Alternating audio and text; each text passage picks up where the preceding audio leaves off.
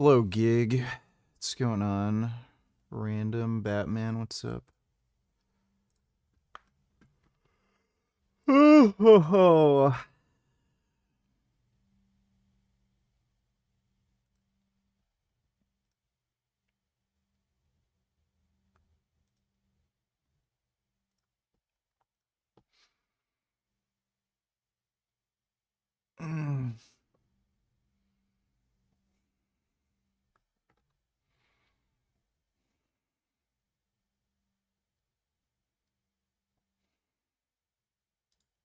I was eating sardines like every day. I love sardines. Okay. I love them. So I'd eat like 3 cans of sardines a day. And I go to my doctor, I get my blood work done. He goes, he goes, you have arsenic in your body. Arsenic. Arsenic. Yeah, trace levels of arsenic. And I said, how much? Like someone's trying to poison me? He goes, I don't think so. He goes, are you eating a lot of seafood? I go, eat 3 cans of sardines a day. He goes, don't do that.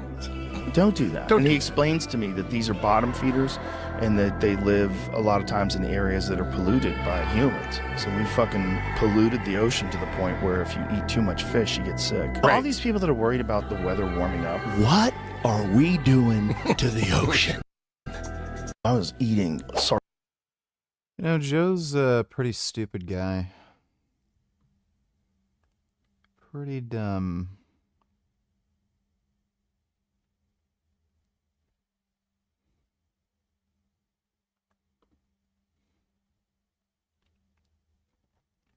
A new study shows that vitamin D can slow aging. That's according to the latest headlines anyway. But is that really what the study shows? What dose of vitamin D should we take, and should we get a vitamin D blood test? So let's take a look. The study examined a subset of participants in the massive vital study. Craig Murdoch from Tekken is fucking gay. I hate that character.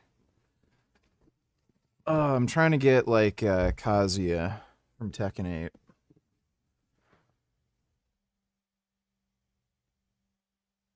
But yeah, I hated that character, Craig Murdoch. He is so fucking broken. Just fucking dickhead. Study. So this was a study of the impact of vitamin D and omega-3 in a group of over 25,000. Dude, I got Gummy a catnip egg. It's catnip, but it's compressed into like an egg shape. Holy fucking shit, he's been going ape shit over that.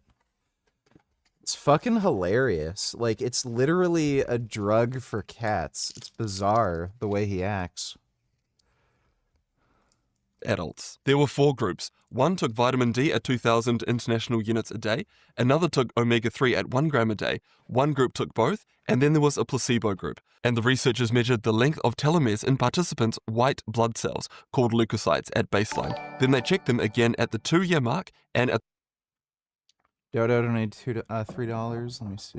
All Jews are Israelis, even if you haven't filled out your paperwork just yet. Well, that low-cut top was certainly a choice, a very intentional one, because Israeli-paid honeypot propagandists, as I like to think of them, are flooding social media. There's no level of propaganda that's going to erase the images that are literally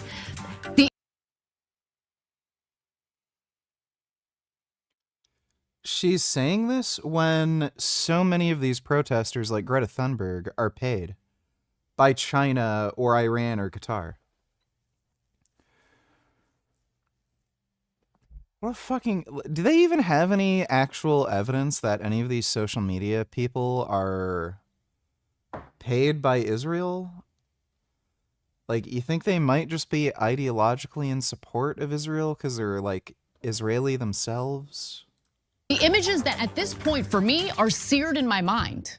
It looks like there was more to that gross joke that Van Jones told about dead Gazan babies during his recent appearance on Real Time with Bill Maher. Because Dropsite News has uncovered his ties to a new pro-Israel organization, which he should be upfront and disclose, but he didn't. So let's look. Well, Mossad tells us not to say that we have any association with them. They just pay us under the table. Oh, shit. Did I say that out loud? Oh, what a dumb bitch.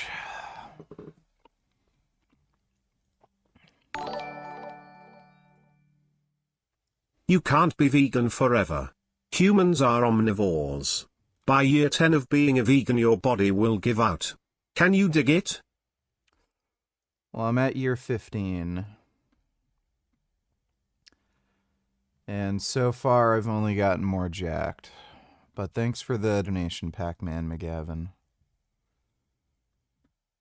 Did your Instagram get nuked?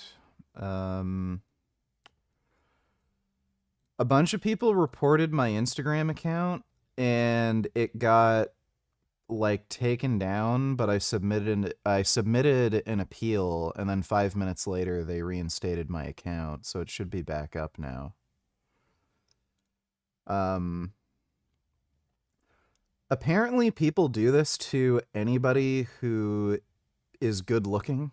Like, I'm not even kidding. There's a lot of women who get their accounts taken down for like showing bikini photos. There's a lot of bodybuilders and shit that have gotten their accounts taken down for just showing like contest photos. So yeah, there's just a lot of people reporting my account because I've been giving like physique updates. So my account's back up. You should be able to find it now. Let's learn more about this organization. So it's called the Jackie and Jeff Karsh Journalism Fellowship. And it describes itself as solely dedicated to Jewish topics. So Jackie Karsh, I had never heard of her in my life, but it turns out she's one of the fellowship's co-founders and states that she is fighting on the front of journalism for Israel. So she's out front with her bias in favor of Israel, which is kind of the antithesis of pursuing journalism, but okay, fair enough. This is coming from a dumb bitch who said Israel's responsible for 9/11. Like, who cares if somebody isn't paying you to say that? You're clearly a fucking retard and an ideologue. She's apparently, or at least she likes to fashion herself as a journalist based here in Los Angeles. In December of last year, here's what she stated. October 7th happened and everything changed for me because I knew this was going to be a war of information the second it happened. You know, Jackie, I knew that too. You wanna know why I knew that? Because I live here in the United States where the atrocities and war crimes that are carried out by the Israeli government tend to get glossed over or not covered at all. Our media seems to be pretty friendly to the pro-Israel narrative. But here's what happened over the last 2 years. We saw endless videos of innocent people getting bombed. Okay, just. Yeah, innocent people who support Hamas supported the October 7th attack, and a lot of this shit was like fucking staged. Okay, like what a fucking idiot. Kid Boo donated $2.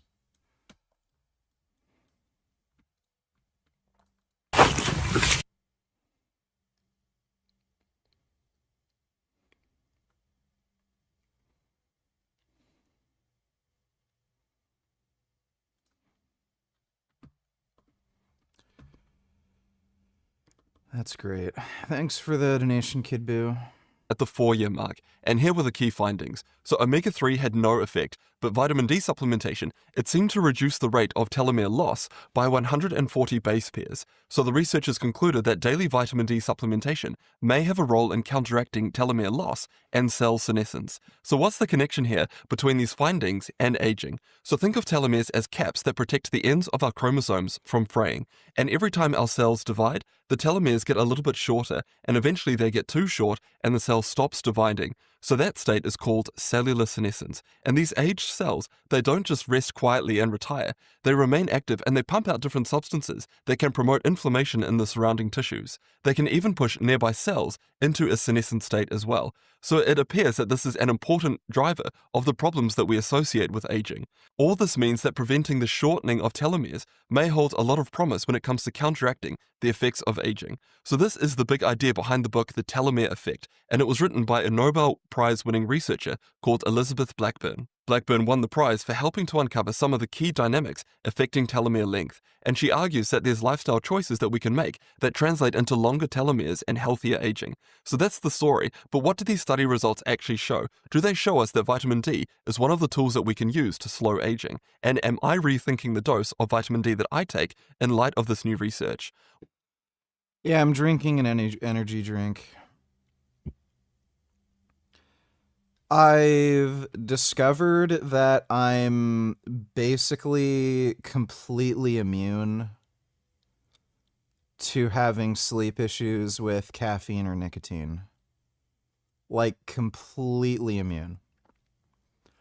I can take ridiculous doses of nicotine and have 2 energy drinks.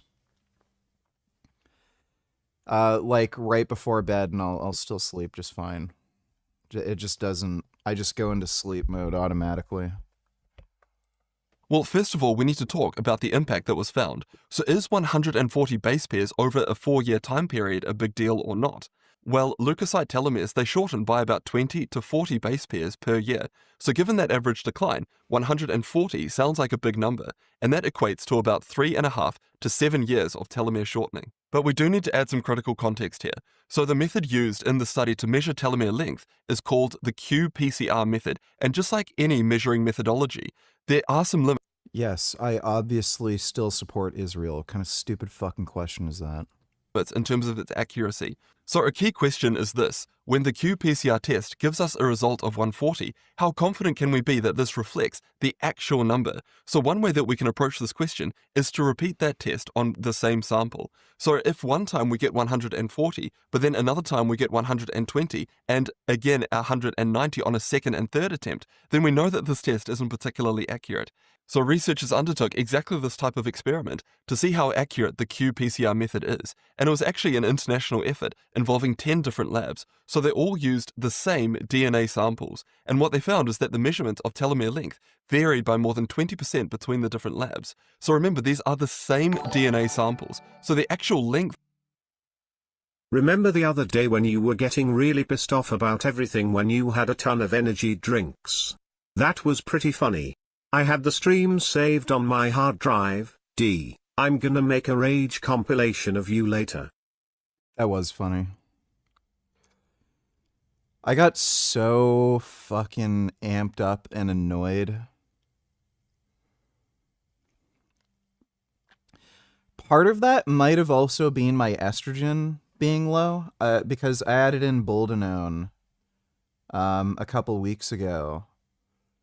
And I only just a few days ago increased the test dose, so my E2 levels might have been really low. And that might have also contributed to the aggravation I had. But yeah, I was raging so fucking hard. Somebody sent me that link of that guy whose face I didn't like. He had the big Dumbo ears. I just got so annoyed looking at his face. Thanks for the donation though, CDG. Of telomeres are the same, but within a lab, we're seeing, again, different results, and the variations ranged from 1.4% to 9.5%. So let's return to our figure of 140 base pairs. So that's within the range of measurement error. So it's hard to know exactly if we're seeing a real difference or whether this is just... All of these fucking studies showing some effect on some vitamin or supplement on anti-aging, they're all just fucking bullshit. They're all complete horseshit. And speaking of Greta Thunberg. Let me see.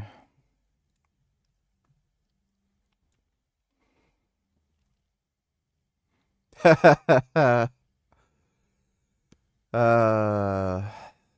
dumb bitch.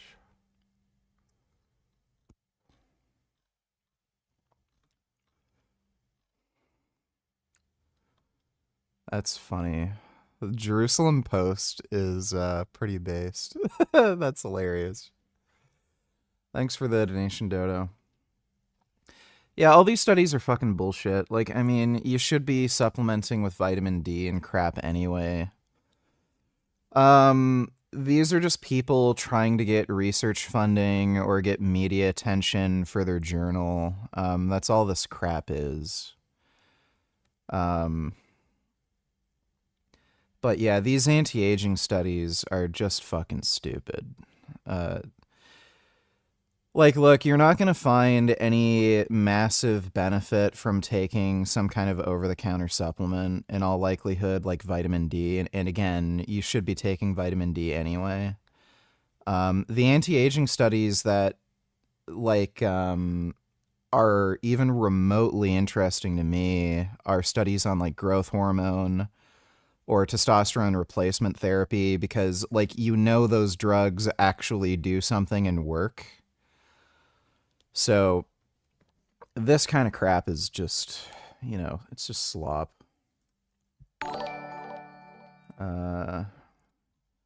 Dodo donated $2. Let me see.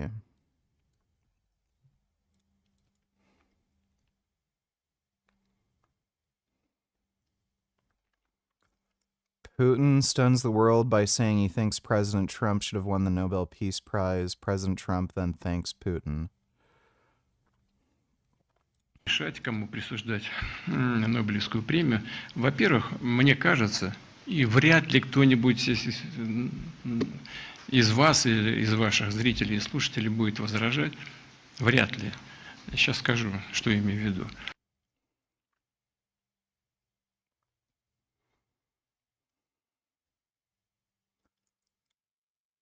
Trump is so fucking dumb. It's so funny how these people know exactly how to manipulate him. He's so fucking stupid. Jesus Christ. Jeffrey says that there's nothing wrong with fapping. It's good for you. It increases your testosterone and it even decreases your chances of getting prostate cancer. Jeffrey spends his days in his bedroom. He does nothing masculine, and now he's sapping away his sexual energy. Instead of putting in the effort to level up some skills that would be so good for him, he levels up on RuneScape. This is the life of most men. Make sure you're not like Jeffrey. Adonis. Adonis is... Dude, this is just so fucking stupid. Especially now that I'm on steroids. Dude, sometimes I just get so fucking bricked up. Like, I literally can't think. Like, you get so horny, you can't do anything else. Like, yeah, just fucking fap, get it over with, and then you can go on about your day. What's the issue? A farmer, a hunter. He's an old school man. When he first heard of the term beating your meat, he thought it was about hunting. And yet when Adonis looks around and sees the men of modern times, he's sadly disappointed. Buddy, you can look at chimpanzees in the wild. They jerk off. Fucking wild chimpanzees. Whack it. Like, whacking it is pretty fucking natural, dude. Like, that's normal fucking behavior. He sees them all cowering in their bedrooms, doors locked, lights down low, pleasuring themselves when they haven't earned it. Why is this generation so weak? And what can I do to help them? I first discovered NoFap.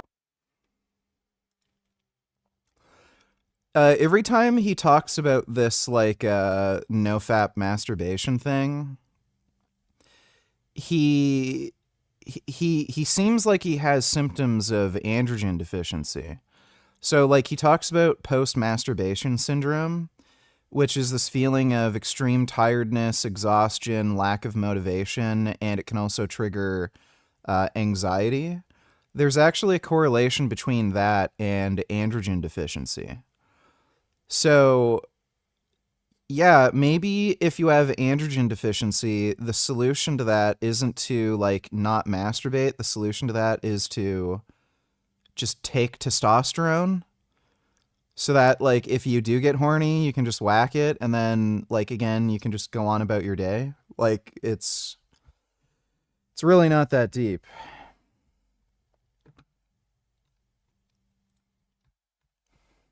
I just got a DM from the person behind the... Okay, I'll look at that in a minute.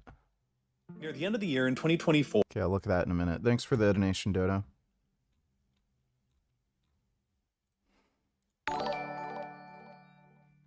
Retard donated $2.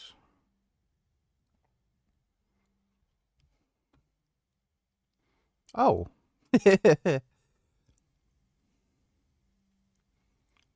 Oh.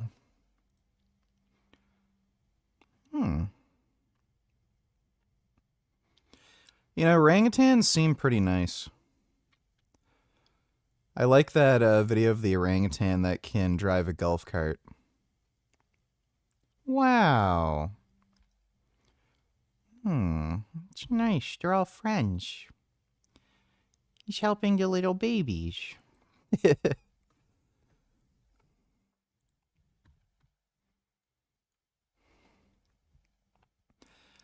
Had the opportunity to sit down with Hasan to talk about my experience abroad, the Gaza flotilla, what happened when we were illegally abducted and held hostage. Oh my god. What a fucking gay retarded liar. Destiny and Muhammad Ajab will be debating at the Oxford Union. Oh man. I know exactly how this is going to go. So, you know, Destiny's gonna say, like, I don't know what the debate's gonna be about specifically, but, you know, Destiny's gonna make a fair point or something. Then Muhammad Ajab is just gonna go on and on and on about how Destiny literally sucks dick. That's all that's going to happen. So he's just gonna talk about Destiny sucking some dude's dick on camera, and he will never make an actual fucking argument. Like, we all know what's gonna happen. Thanks for the donation, though, retard. Such much for being a climatic TV set. Well, it doesn't make any money. So, yeah, so all the money is in hating Jews. Thanks for the donation, Dodo.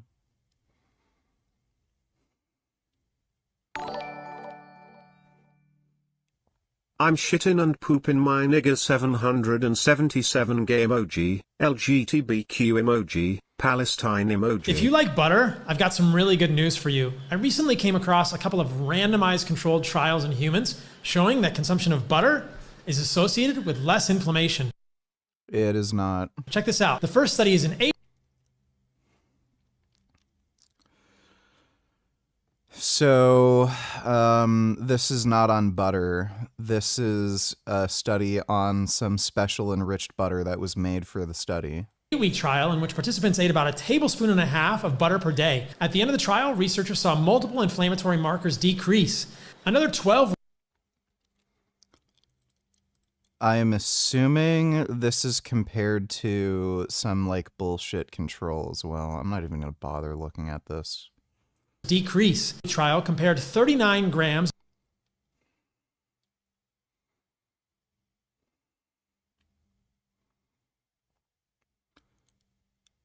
So the special butter raised cholesterol even more. And raised CRP even more. It's about 2.5 tablespoons of conventional. Their fucking CRP increased. Like, what? This is hilarious. They had higher fucking inflammatory markers. Conventional Danish butter versus pastured butter, and found that both of these butters lowered HSCRP, a common inflammatory. They had higher CRP. Like, this is hilarious. Marker in humans. Butter gets a bad rap because it has saturated fat, but there are multiple meta-analyses and studies showing that the consumption of dairy and markers of dairy consumption are consistently associated with lower rates. Yeah, that's because of, so all these studies, they're not adjusting for socioeconomic factors. So especially out of Europe, dairy is a luxury good. It's more expensive. So if you don't adjust for socioeconomic factors, you see an association between dairy consumption and lower risk of mortality, but it's just because they're wealthier.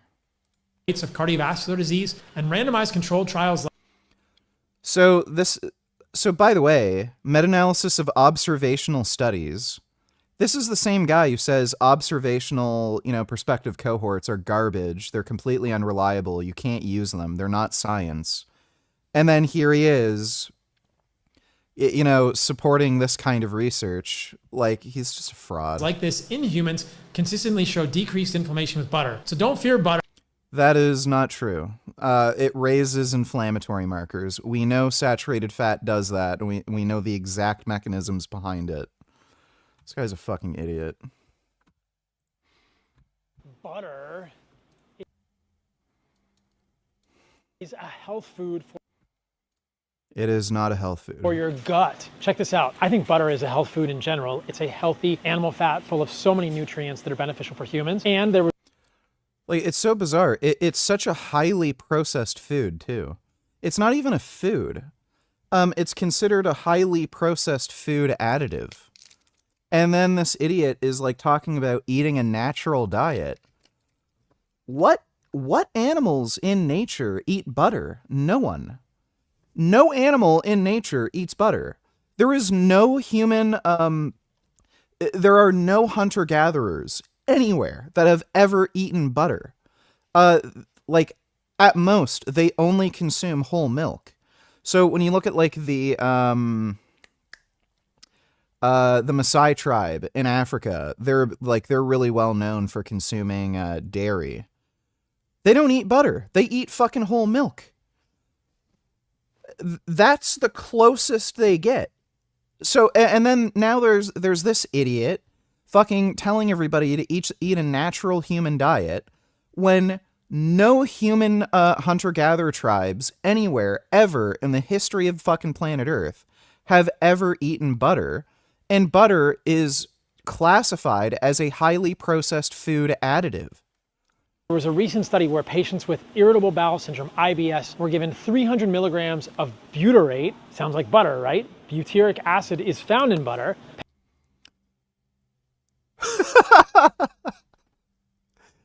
Oh, this is so stupid. Like, people actually fall for this stupid shit?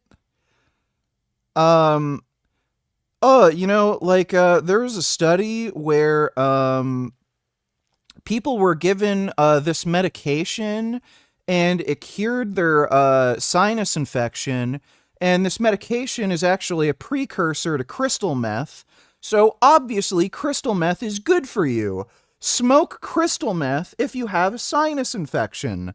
Like, that's literally the logic he's going with. Patients were given 300 milligrams of butyrate a day, and over 12 weeks, their IBS symptoms Yeah, so they weren't fed butter, dumbass.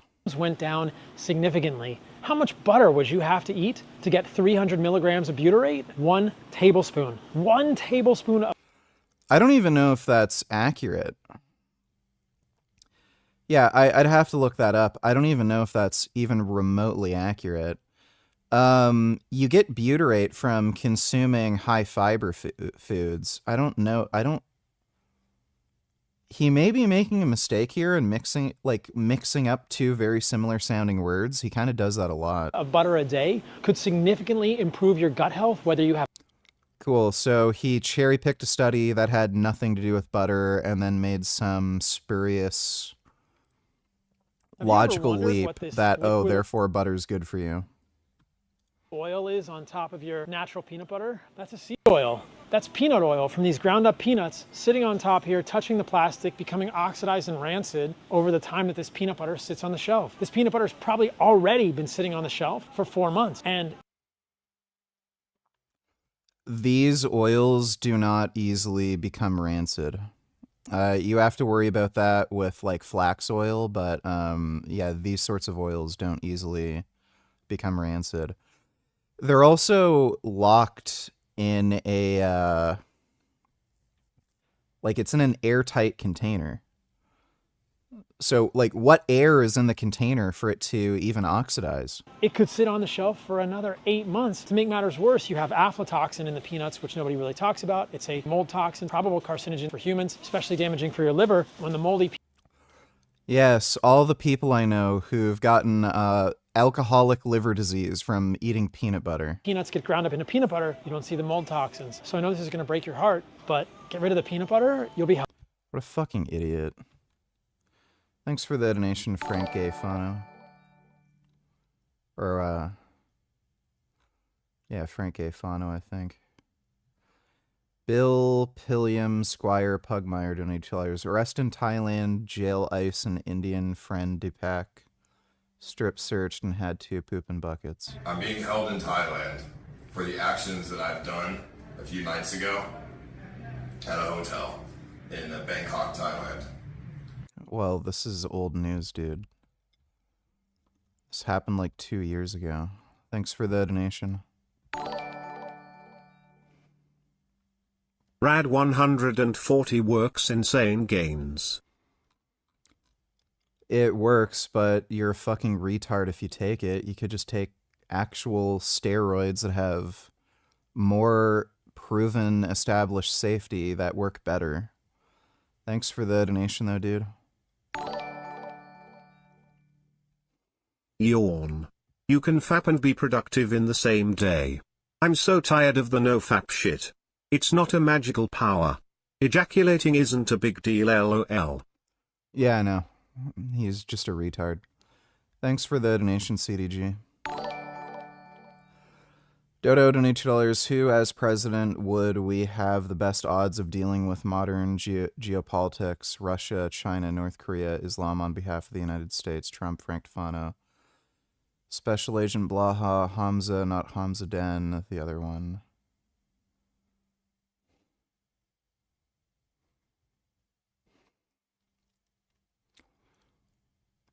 Probably Trump.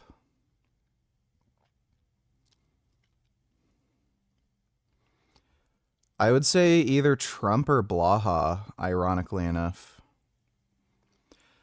Like, the thing with, like, Hamza's smarter than Blaha, but, he's also, like, we know he's a scamming, lying jackass who has no loyalty to anyone. So I would imagine he'd even be more compromised than Trump. And obviously Frank Tefano is just, like, literally mentally disabled. So I'd have to go with Trump. Thanks for the donation, though, Dodo. There's nothing weak or wrong about masturbating inherently. I've masturbated daily since puberty, only skipping a day like once a week. Some days I'm extra horny and do it 2 or 3 times, literally wake up with boner and fap to go back to sleep. Yeah, it's not that big of a deal. Thanks for the donation, CDG.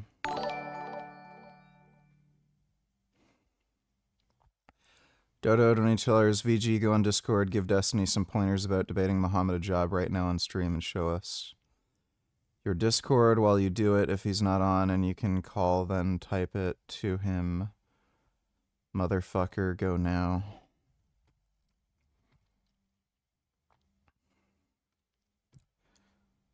He's not online. I don't even think he's streaming right now. But I don't think he really needs any advice for debating Muhammad Ajab. The guy's a complete idiot. Thanks for the donation, though, Dodo. After more than 13 years of continuous warfare and more than 650,000 deaths, the Assad regime in Syria finally collapsed following a major renewed offensive that was launched by the Turkish-backed HTS faction. For Turkey, it was the culmination of more than a decade of careful strategy to remove Assad from power and to shift Syria to being within their own sphere of influence. Ever since the civil war next door first erupted in 2011, Syria became... Then why do people act like it is that big of a deal then?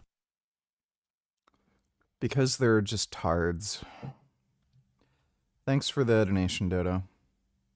a maw of chaos that had saddled Turkey No, retatrutide does not inhibit muscle protein synthesis. with a litany of problems that it could never easily solve. More than 3 million Syrian refugees fled the war and crossed the border over into Turkey, straining Turkish resources and inflaming anti-Arab, anti-refugee sentiments among the Turkish public, who grew increasingly resentful toward their presence. The US military came to support the Syrian Kurdish factions in their drive for autonomy within Syria, since they proved willing and capable of defeating ISIS in the country. But in the process, they essentially created a de facto independent US-backed Kurdish statelet out of Syria's northeast, immediately on Turkey's southern border, inflaming the cause of Kurdish nationalism and separatism from southeastern Turkey as well, and providing the PKK Kurdish militant group with a safe base of operations to coordinate attacks in Turkey from. And as the war in Syria progressed, the Assad regime grew increasingly dependent upon the When your redacted was doing OnlyFans, I actually used an app to download and save all of her content. I enjoy masturbating to it, nearly on an almost daily basis. Excellent, excellent Kumar Richard Burgess. 7 quatuordes. Well, that's nice. Thanks for the donation, CDG. influence and support of Russia and Iran, two of Turkey's major regional and historical geopolitical rivals that it was loath to see gain the upper hand on their southern border. So all of a sudden, at the end of 2024, when rebels in Syria that had been backed by Turkey for years managed to overthrow the Assad regime and seize power for themselves, Turkey suddenly found themselves to be the primary power broker in the country and the new leading source of outside influence. Almost overnight, all of the problems that Syria had been causing Turkey over the past 13 years seemed like they would finally go away. Russian and Iranian influence in the country was— This is Stephen Curry's wife complaining that men don't give her attention. This light-skinned bitch is married to one of the best athletes in the world, yet this bitch is still complaining. Me, and like honestly has given me a sense of a little bit of an insecurity, is the fact that, yeah, like there are all these women like throwing them. She's fat. Like, why would dudes give her attention? You're fat. Themselves. But me, like the past 10 years, like I don't have any of that. Like I have zero, it sounds weird, but like male attention. Because you're fat. So she's upset that her husband gets attention from women. And then, like, your husband's a fucking star athlete. You're a fat old lady. Like, oh my God, this is hilarious. And so then like I begin to internalize it and I'm like, is something wrong with me? Like, yeah, you're fat. You eat too much. not looking. What? You're not even. But I'm gonna tell you something else too. I love how all these women are like, oh no, it's just in your head, like you're fat.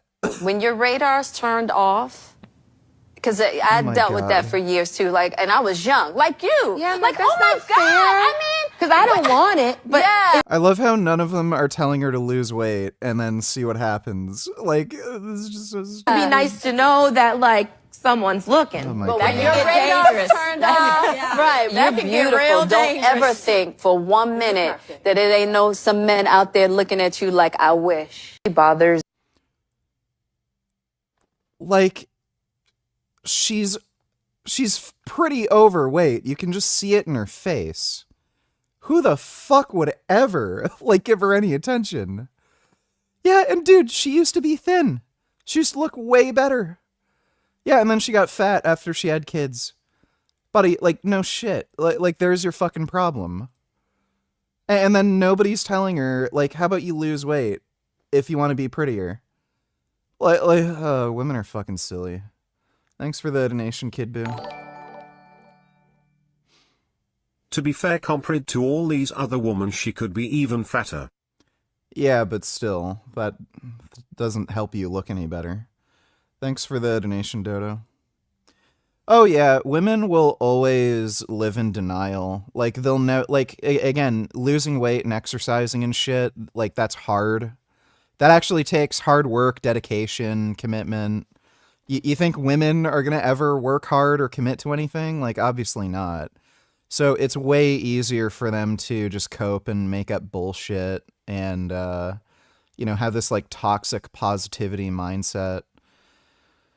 So, yeah, these people are just going to stay fat and miserable and keep gaining weight and then, like, never actually... Like, women, it's funny. You can actually look at how women actually prefer psychological treatment for, like, therapy. They literally just want to blab and complain and have their therapist just affirm everything they're saying. Men, on the other hand, when they actually go to a therapist, they want solutions. So women don't want solutions to problems. They just want to complain, and they want people to agree with whatever the fuck they're complaining about, and they just want reassurance for whatever stupid nonsense they're doing. Like, men, if they ask, like, how do I get women to be more attracted to me? Like, they want advice. So it's like, okay, well, you got to lose weight, you got to make more money, you got to dress better, you got to fix your haircut. Like, men will seek out that advice. Women, oh, you're a girl boss. Oh, you're already doing awesome. The right man will come around. All these men are just fucking dogs. That's the issue. It's not you, it's them. Like, that's what they want. They just want to hear just nonsense. Sierra, thanks for the membership, dude. Crippled and replaced with their own influence in the halls of government. The millions of Syrian refugees still present in Turkey could finally be relocated back home in a major political victory. And most importantly of all, Turkey gained the leverage it had been seeking for years over the Kurdish PKK, whom it had been fighting a bloody insurgency against for decades. The PKK began its armed insurgency against the Turkish state in the late 1970s, initially seeking the full independence of the Kurdish majority areas of southeastern Turkey and later modifying their demands for autonomy instead. Turkey always refused and or worse, eventually get a heart attack and die just like all those people in the Fatah movement. I don't think she's quite fat enough for that, but yeah. Thanks for the donation, Dodo.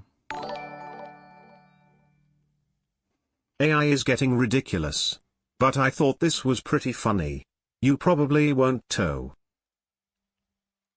All right, here we go. In the case of 8-week-old Midnight, you are not the father!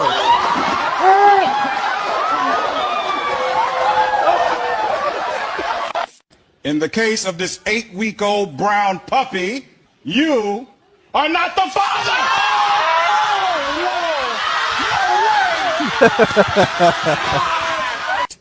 In the case of the 8-week-old brown puppy, oh boy, you are not the father!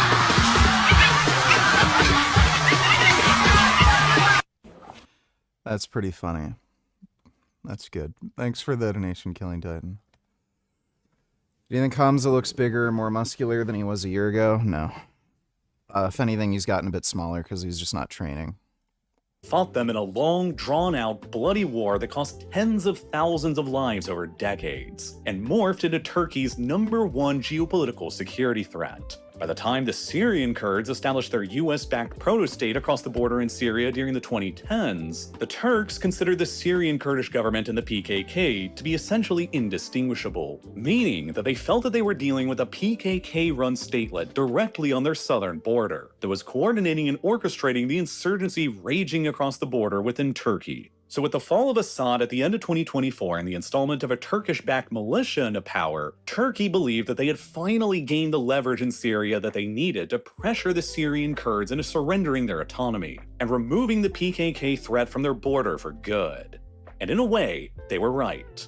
Merely months afterward, in May of 2025, the PKK announced that it would be fully dissolving and ending its armed struggle against Turkey in favor of political means instead, ending the long Kurdish insurgency in Turkey's favor and dramatically boosting the popularity for Turkey's president, Recep Tayyip Erdogan, as he seeks an unprecedented fourth term in office ahead of the next Turkish presidential election in 2028.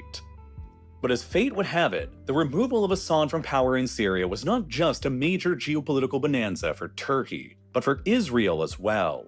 Assad had closely aligned the Syrian state with Israel's greatest geopolitical enemy, Iran, and he had granted Syria's territory to the Iranians to use as a critical logistics corridor to funnel weapons and supplies through to Hezbollah in Lebanon. The toppling of Assad from power and the crippling of Iranian influence in the country eliminated this critical land bridge for Hezbollah, which on its own would have already been a major geopolitical victory for Israel. But Israel also didn't trust the rise to power in Syria of the Turkish-backed militant faction HTS, and its leader, Ahmed al-Shara, either. Both HTS and al-Shara have radical Sunni Islamist and jihadist passions. Massive camel toe donated $2. Follow you and... Oh my god, what is the fucking music?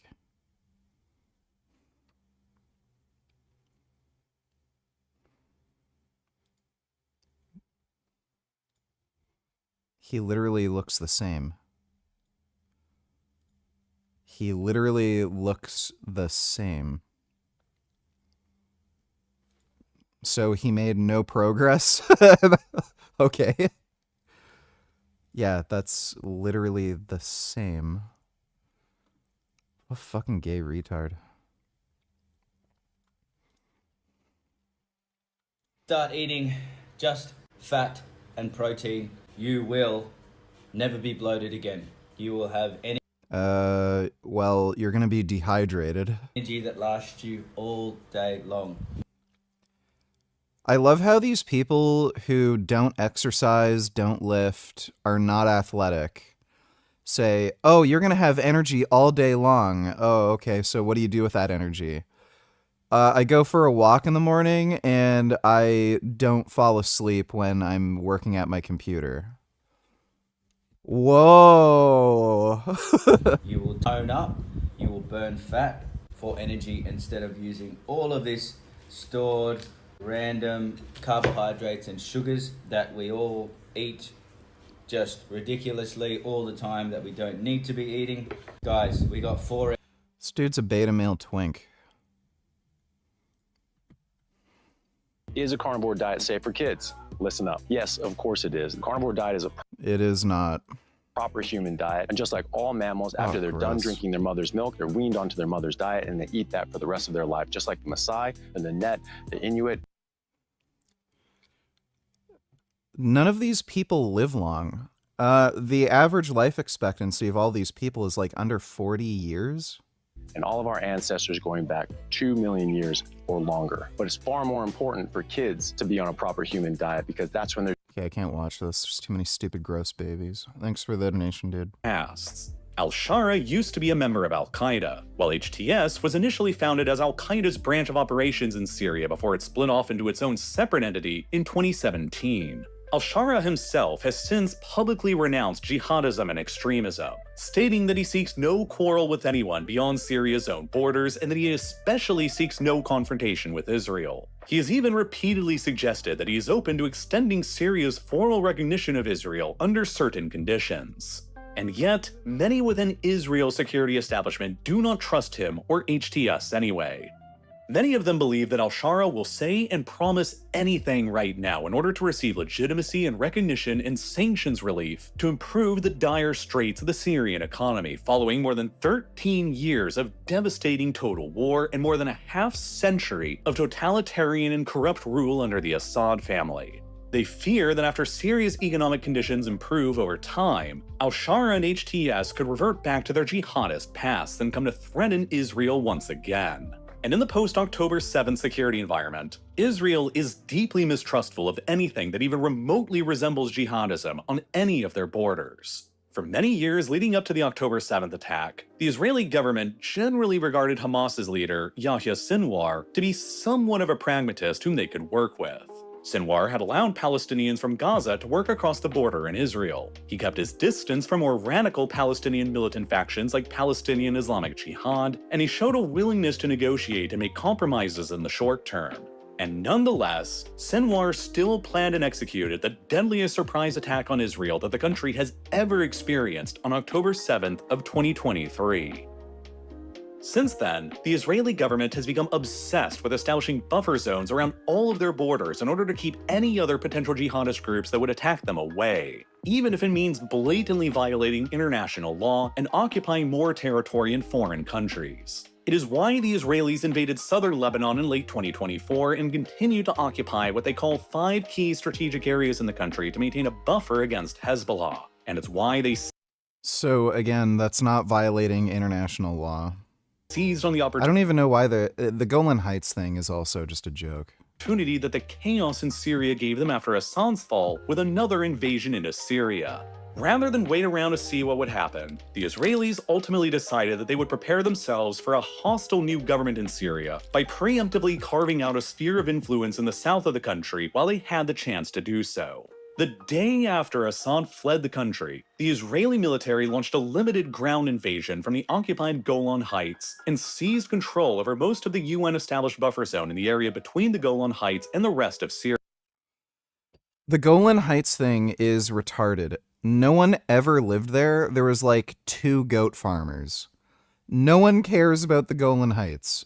It's just another thing to complain, like, It's just another thing that people like bitch about for no reason so that they can say Israel bad. Syria after the Syrian army had fled from the area. The Israeli Air Force then carried out a relentless bombing campaign all across Syria that hit hundreds of targets and crippled the new government's military capabilities, destroying its naval and air assets, eliminating their anti-air and heavy equipment, and wiping out whatever remained of the Assad regime's chemical weapons stockpiles. And then, the Israelis demanded the establishment of a new demilitarized zone in southern Syria south of Damascus that would be enforced by the Israeli Air Force with or without the consent of the new Syrian government, warning that any Syrian military assets that entered the south of the country would be interpreted as a threat and would be immediately attacked. Now, while Israel has attempted to present all of these moves that they made into Syria as being purely defensive, they seem anything but to both the new Syrian government and to Turkey. Turkey especially fears Israel's increasingly unrestrained attacks that they've been launching across the Middle East since October 7th, and also fears that Israel's ultimate objective in Syria is to shatter the country and undermine all of the gains they thought they had made with the PKK and the Kurdish insurgency issue. Since the October 7th attack in 2023, Israel has launched ground invasions into Lebanon and Syria and repeatedly bombed both countries. They've conducted large-scale bombing raids into both Yemen and Iran, and most importantly for Turkey's geopolitical calculations, they recently bombed Qatar as well, which shocked Turkey down to its I recommend nicotine lozenges. I think only one brand of nicotine gum is vegan, and it makes more sense to use lozenges because you can just hold it under your tongue. very core. In early September of 2025, the Israeli Air Force carried out an airstrike on a Qatari government residential complex in the suburbs of the country's capital city, Doha. Israel said that the attack targeted senior Hamas leadership who were present in the building and who were actively taking part in negotiations for a ceasefire with the United States in the Gaza war. The attack failed in Israel's objective of killing the most senior Hamas leadership who were present, and instead reportedly resulted in the deaths of at least 6 people. 5 lower-ranking Hamas officials and 1 Qatari security officer, along with 4 others who were wounded. The attack was unprecedented and shocking for multiple reasons. For one, Qatar has long served as a sort of neutral mediator in the many disputes of the Middle East, and has hosted negotiators from Hamas, Israel, and the United States for years, giving them all a place to meet and discuss in an environment that was considered to be safe and neutral for all parties present. But Israel's attack on the Hamas negotiators in Qatar has now permanently shattered that carefully cultivated image, on top of Iran's previous airstrikes that they attempted to launch at Qatar as well, only a few months previously. It marked the first time that Israel has directly attacked the territory of a Gulf Cooperation Council member. And perhaps most importantly, it marked the first time that Israel has directly attacked the territory of another country that is a close ally of the United States. Qatar is a major non-NATO ally of the US and hosts America's biggest airbase in the entire Middle East at Al Udeid. Nonetheless, the US did little, if anything, to prevent Israel from attacking Qatari territory anyway, and made no attempt to give Israel any real solid pushback afterwards outside of just condemning the attack. Qatar is also Turkey's greatest regional ally in the Middle East too, and Turkey fears that if Israel was bold enough to strike Qatar's territory, they might be bold enough to strike their own territory as well. Israel has repeatedly accused Turkey of providing material assistance to Hamas for more than a decade now and of providing their leadership with a safe space to operate. Turkey has also never recognized Hamas as a terrorist organization, which the Israelis expected Turkey to do after they took the step of recognizing the PKK as a terrorist organization, but that never ended up happening. President Erdogan of Turkey has repeatedly praised Hamas and has repeatedly hosted senior Hamas officials on Turkish territory for diplomacy, despite Israel's accusations that Hamas has plotted and coordinated attacks on Israel from there. So after Israel's attack on Hamas members in Qatar, Turkey now fears that Israel might attack Hamas members on Turkish soil at some point in the future as well. Dodo Nutellers, Hollis Hill in chat wants to know why supporting Palestine is anti-Semitic. Can you read his ignorant comment and respond also? Debate challenge him. He could be sold child alt. I don't fucking care. He is just a fucktard. Thanks for the donation, Dodo. Well, and they also fear that their close relationship with No, it's not like winter. Today was 18 degrees. It was fairly warm. There's still going to be some decently warm days for the next couple weeks. It's just the morning and evening where it gets cold, like around 0. The United States might not prevent it from happening either. Turkey is a member of the NATO military alliance, and so an Israeli attack on Turkish territory targeting Hamas members could lead Turkey to attempting to trigger an Article 5 violation, bringing the rest of the alliance to bear on Israel. But after the US seemingly stepped aside and just allowed the Israelis to freely attack the territory of Qatar, a major non-NATO ally, Turkey now doubts the real resolve of America's willingness to keep Israel in check. And they fear that the US and NATO security guarantee matters less now when it comes to Israel than it ever has before. Basically, the Qatar attack and all of the previous Israeli attacks. Gigliardo Donatillers, if I give you this game, will you play it for at least 30 minutes?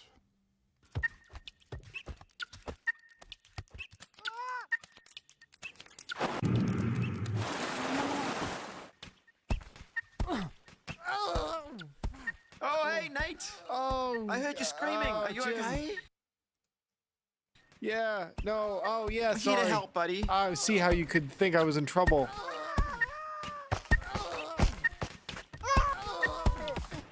With the screaming, but I'm not. You're not? No, just it was just a playful scream.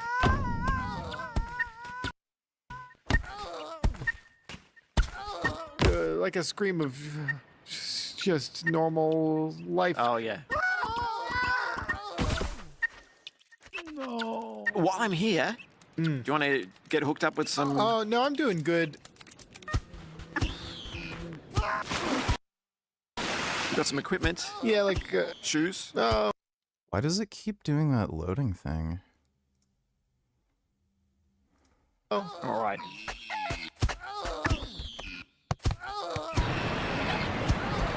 Never change, Nate. Oh. Yeah. Hooroo. Oh, yeah. Yep. Ooh, ooh. Oh.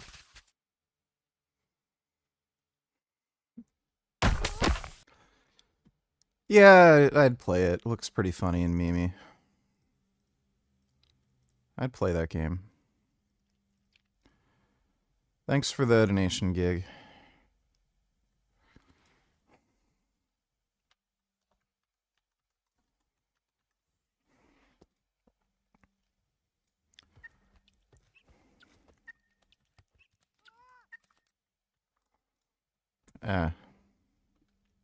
Attacks on Iran, Yemen, Syria, and Lebanon have all shown to Turkey that they cannot rule out an Israeli attack on their territory happening at some point as well, especially if they continue hosting members of Hamas's senior leadership on their territory, which under Erdogan's presidency is likely. Turkey and Israel have a complicated historical relationship that used to be far friendlier than it is today. Turkey was the very first Muslim country in the world to recognize the Israeli state shortly after its founding in 1948, and both remained firm allies of the United States against the Soviet bloc throughout the entire Cold War era. Up until the 2020s, Turkey was one of only a handful of Muslim countries in the world to maintain its formal recognition of Israel, which gave the Israelis what was for a while. You're drinking orange juice like the vid we watched last night. Well, do you want to die? A rare case of legitimacy within the Muslim world. In exchange, Israel greatly assisted the Turkish military by agreeing to share intelligence, to help out with their missile program, and to assist with modernizing the Turkish Air Force. Israel helped Turkey combat the PKK insurgency, and the Israelis helped arm and train Turkey's ally Azerbaijan in their successful wars against Armenia. Both Israel and Turkey maintained common enemies even after the end of the Cold War in Iran and Assadist Syria, which kept their cooperation steady. But then, across the 2000s and 2010s, as both Israel and Turkey grew more religious and less secular, their relations began to deteriorate. They rapidly plummeted after 2010, when the Israeli military raided and opened fire on a Turkish civilian vessel called the Mavi Marmara that was attempting to break through the Israeli-enforced blockade of Gaza to deliver humanitarian aid. 10 Turkish civilians were killed by the Israeli fire, and dozens of others were wounded, which resulted in Turkey sharply downgrading its diplomatic relations with Israel. Turkey demanded an apology and compensation from Israel over the incident, which the Israelis refused, which led to Turkey suspending all of their military ties and cooperation with Israel. After that, Israel sought to recalibrate its geopolitical standing in the region to balance out the loss of Turkey as an ally. So Israel greatly expanded its military and diplomatic ties with Cyprus and Greece instead over the years that followed. Two of Turkey's most significant and bitter rivals who remain at odds over the contested division of Cyprus and their competing maritime claims in the Aegean and Eastern Mediterranean seas. Israel, Cyprus, and Greece all began conducting joint naval and air exercises with each other across the eastern Mediterranean. And very recently, in September of 2025, it was even reported that the Israelis had delivered advanced anti-air defense systems to Cyprus as well. In tandem with Israel's advances in Syria and its attack on Turkey's ally Qatar, it's not hard to see how Turkey interprets Israel's recent moves not as being defensive, but as an explicitly offensive encirclement strategy aimed at containing Turkey's freedom of navigation, in tandem with Greece and Cyprus. And on top of everything else, Turkey knows that Israel is also less dependent upon them for recognition and legitimacy in the Muslim world than they used to. Yes, I do. I'm drinking 2 gallons per day until my stomach ruptures from the acidic juices. Wish me luck. Any message from Rogue about your belt squat yet? Didn't you order it a long time ago? What's taking so long, lol? I guess they're slow. I don't know if they make their equipment to order. The order was processed on September 29th. I made the order on the 28th. It says it's processed on the 29th. And it still just says processed. It says it should start shipping in 2 to 4 weeks, and it's not quite been 2 weeks yet, so I'm hoping soon they start shipping. Thanks for the donation, though, CDG. Hopefully Srira gets nuked into oblivion. Yeah, hopefully. Thanks for the donation, Dodo. To be. As recently as 2020, only a handful of Muslim-majority countries still recognized Israel's legitimacy, including Turkey, Albania, Azerbaijan, the former Soviet Central Asian states, and Egypt and Jordan. But since then, the UAE, Bahrain, Sudan, and Morocco have all extended their formal recognitions of Israel as well, reducing Israel's need to continue relying on Turkey's recognition as a source for its legitimacy within the Muslim world, and further fraying what used to be the strong bonds holding them together. And the recent rhetoric between them hasn't been helping perceptions either. President Erdogan has repeatedly accused Israel of committing genocide against the Palestinians in Gaza since the current war began, and has led Turkey into joining South Africa's genocide case against Israel too. In March of 2025, during his Eid holiday address, Erdogan publicly asked God to destroy what he called Zionist Israel. And before that, in 2024, he announced a full ban on all Turkish trade with Israel. Meanwhile, on the Israeli side, some Israeli media outlets have begun referring to Turkey as the new Iran, while Netanyahu has vowed that he will prevent Turkey from restoring the historical Ottoman Empire. And in August of 2025, Netanyahu declared that he personally recognized the Armenian genocide of World War I as tensions with Turkey continued escalating, though the Israeli government itself has yet to take that step formally. Given all of these developments and Turkey's frequent hosting of Hamas's leadership, Israeli leaders fear Turkey's ultimate ambitions in Syria and the post-Assad world. Turkey, under Erdogan's leadership, has frequently attempted to spread political Islam across the region, and their deepest fear is that with Turkish-backed former jihadists in power in Syria, Turkey will eventually encourage them to begin hosting radical anti-Israel militants directly on their borders with the disputed Golan Heights. Though Turkey's own power is currently largely concentrated in the north of Syria, Turkey and Syria's new government have reportedly been pursuing a mutual defense pact, which if realized would extend Turkey's influence and power throughout the rest of the country down to Israel's own frontiers. Shortly after the Assad regime in Syria collapsed, Turkey was already scoping out potential new sites for military bases in the country in the Homs province and at the country's main airport in the Hama province, before Israel likely caught wind of that and then bombed both of the sites in order to prevent the Turkish military from ever being able to utilize them. For a long time now, going back decades, Israel has pursued a policy of keeping its larger and more powerful neighbors as divided and broken as possible. Bill Pilliam Squire Pugmire $92. You should find a 4-foot friend like Deepak. We are apologize. I don't think I want to be friends with somebody that short. Thanks for the donation, dude. Possible in order to prevent them from ever being able to focus all of. You gifted me the game on Steam. Wait, is that gonna show up in my email?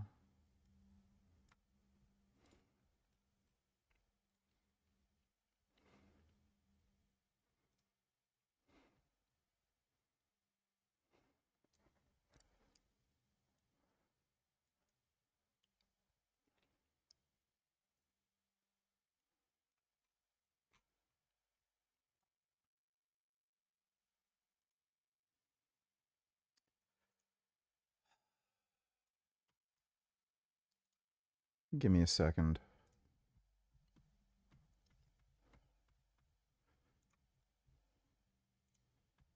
I don't know why this is so unnecessarily complicated.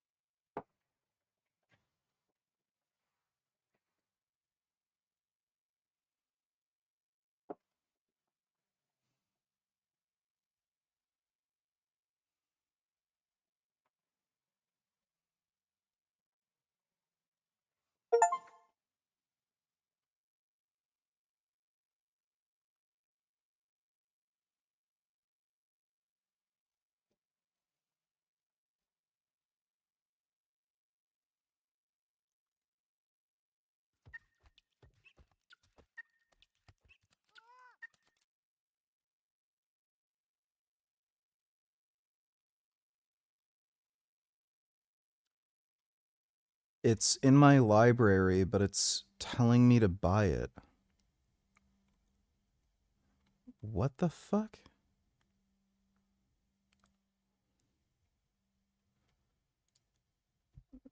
It was... What?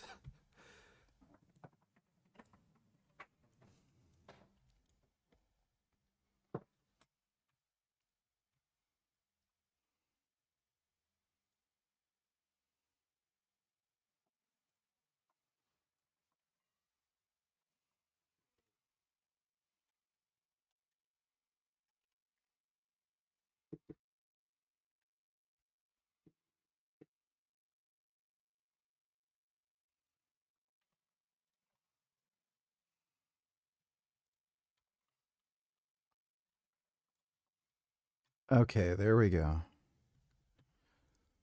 We solved that problem. All right, thanks, Gig. We'll play that later.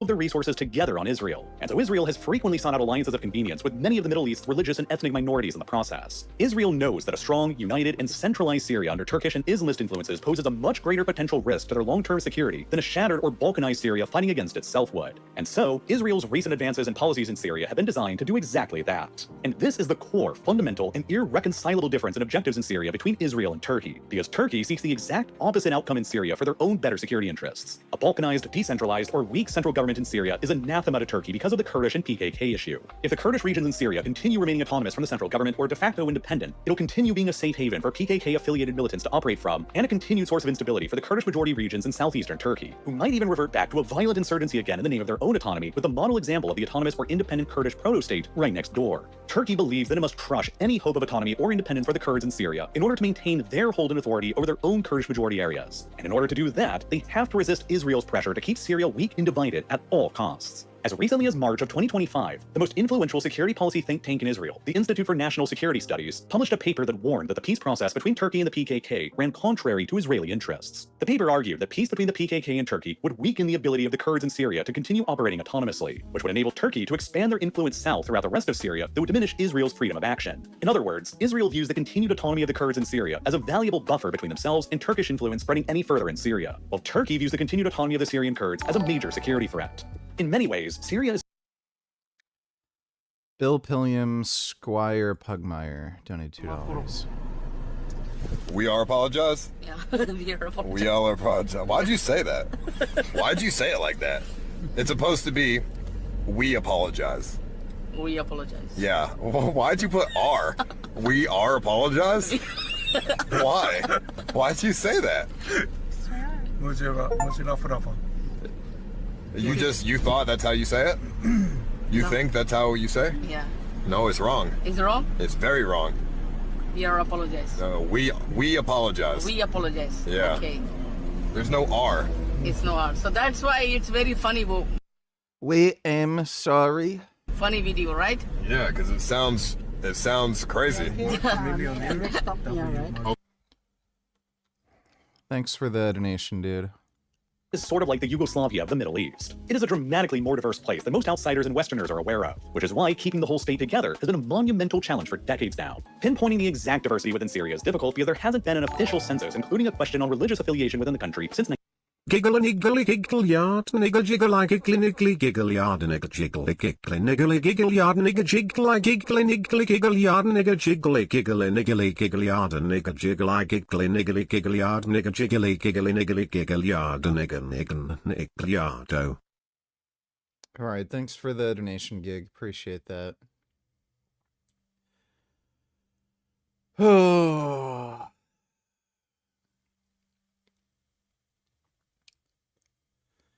I feel good. I feel very good. Quite good indeed.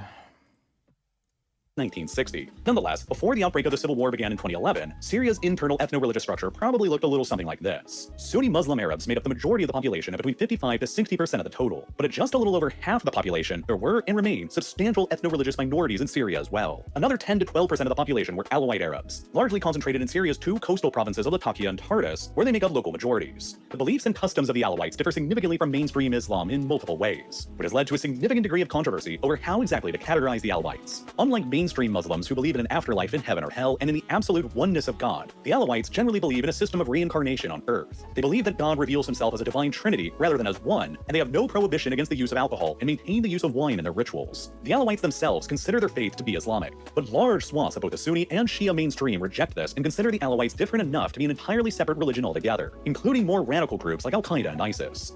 Another 8 to 10% of the Syrian population were Sunni practicing Kurds. While the Kurds of Syria share the same religion as the Sunni Arab majority, they are also distinctly non-Arab and speak a very different, completely unrelated language with zero mutual intelligibility. They speak the Kurdish language, which is an Iranian Indo-European language similar to Persian, while the Arabs, of course, speak Arabic, which is a Semitic Afro-Asiatic language instead. The Kurds in Syria have historically been concentrated in the northeast of the country. Another 6 to 7% of Syria's population were Christian Arabs, and another 3% of the population were Druze Arabs. Unlike the Alawites, the Druze do not identify themselves as Muslims and openly present themselves as a wholly unique and distinct faith that is separate from Islam and every other world religion. The Druze number around 1 million people across the Levant region and are significant minorities in Lebanon and Israel, in addition to Syria. Roughly half of the Druze live in Syria, however, largely concentrated in the Suwaida province in the south of the country, where they form the local majority. And in addition to all of these groups were smaller minorities of Sunni Turkmen and Circassians, Shia and Ismaili Muslim Arabs, Christian Assyrians, and Christian Armenians. So yeah, Syria is very divided along ethno-religious lines, more so than just about any other country in the Middle East is, with large areas around the peripheries that have local majorities of Alawites, Kurds, or Druze that are distinctly different from the Sunni Arab majority throughout the rest of the country. That's also interspersed with Christian, Turkmen, Circassian, and Assyrian minorities throughout as well.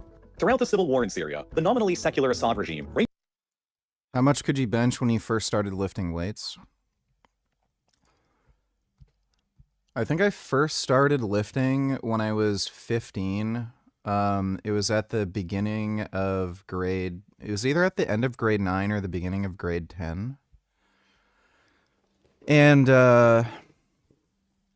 I had to quit hockey. I kind of got fat and out of shape, and girls were making fun of me for being fat. So I wanted to get like lean, big, and muscular, so that I could just get girls. And when I first started, my parents, I think we already had some like really basic weight training equipment. My grandfather had like really old, weights in the basement. We had like a crappy old bench. One of those like 1-inch standard weight training bars, and there were a few cast iron weights, and we also had some of those like ceramic weights. Like these were old. This was like from back in the like 1980s, I think, if not older.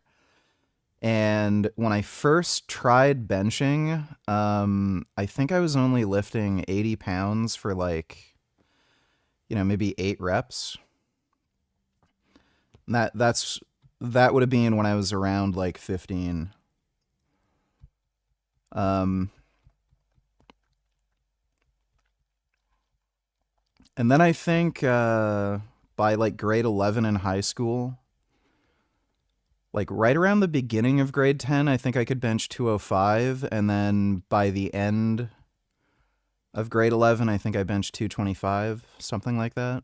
Regularly claimed that its own totalitarianism and iron-fisted rule in Syria was the only thing keeping the country together and preventing the Islamists from genociding the country's various minorities. After Assad's fall from power, Al-Shara and HTS declared their intent to keep Syria together in a strong, centralized state that would be fully inclusive for all Syrians regardless of faith or ethnicity. They immediately outright rejected any possibility of establishing a federal system within the country with autonomies granted to the country's various minorities, based on the belief that doing so would be a precursor to state collapse and the loss of their own power. Similar federal systems in other diverse countries in the Middle East have shown a pretty poor track record of success. Lebanon and Iraq Iraq immediately come to mind, and both are politically barely functional. But al-Shara's and HTS's Sunni Islamist and jihadist past and their refusal to consider a federal model has led to anxieties not only in Israel, but also within the various non-Sunni and non-Arab components of society within Syria as well. And as time has gone on, their anxieties have only worsened, and Israel's opportunities to influence them have only increased, all to Turkey's own terrible detriment. In March of 2025, Assad loyalists within the predominantly Alawite majority areas on the Syrian coast launched a violent insurgency against the new Syrian government. Sunni Arab militia fighters, some of whom belong to HTS, responded with a brutal crackdown in the region that massacred at least 1,400 Alawite civilians in only a matter of days. In many recorded instances, they methodically went house to house in Alawite majority towns and demanded to know their residents' sect before summarily executing them on the spot if they were Alawites before torching their homes. Al-Shara's government swore that it would hold the perpetrators of the massacre responsible and that the government did not condone what happened. A few arrests were made, but nobody has yet been formally charged or punished. While the new Syrian government's independent commission report controversially concluded that there wasn't any evidence that military leaders ordered the massacres to happen, which has been rejected by the Supreme Alawite Council that has called for a UN-supervised investigation to take place instead. Had this been the end of large-scale targeted violence against Syria's minority groups in the aftermath of the Assad regime, there might have been some chance at a belief that this was just a freak, one-off incident and that Syria could still overcome the odds and become strongly centralized again. No. But then, only a few months later, an even worse bout of violence exploded between the government and its Druze population in the southern Suwaida province. In July of 2025, a group of Sunni Bedouins kidnapped a Druze vegetable merchant on a highway in the province. Druze militias then began carrying out reprisal attacks against the Bedouin community, which quickly spiraled out of control into vicious, full-scale fighting and massacres between the Druze and Bedouin militias in Suwaida. The new HTS government in Syria accused the Druze. Yeah, dude, like, it's just Islam.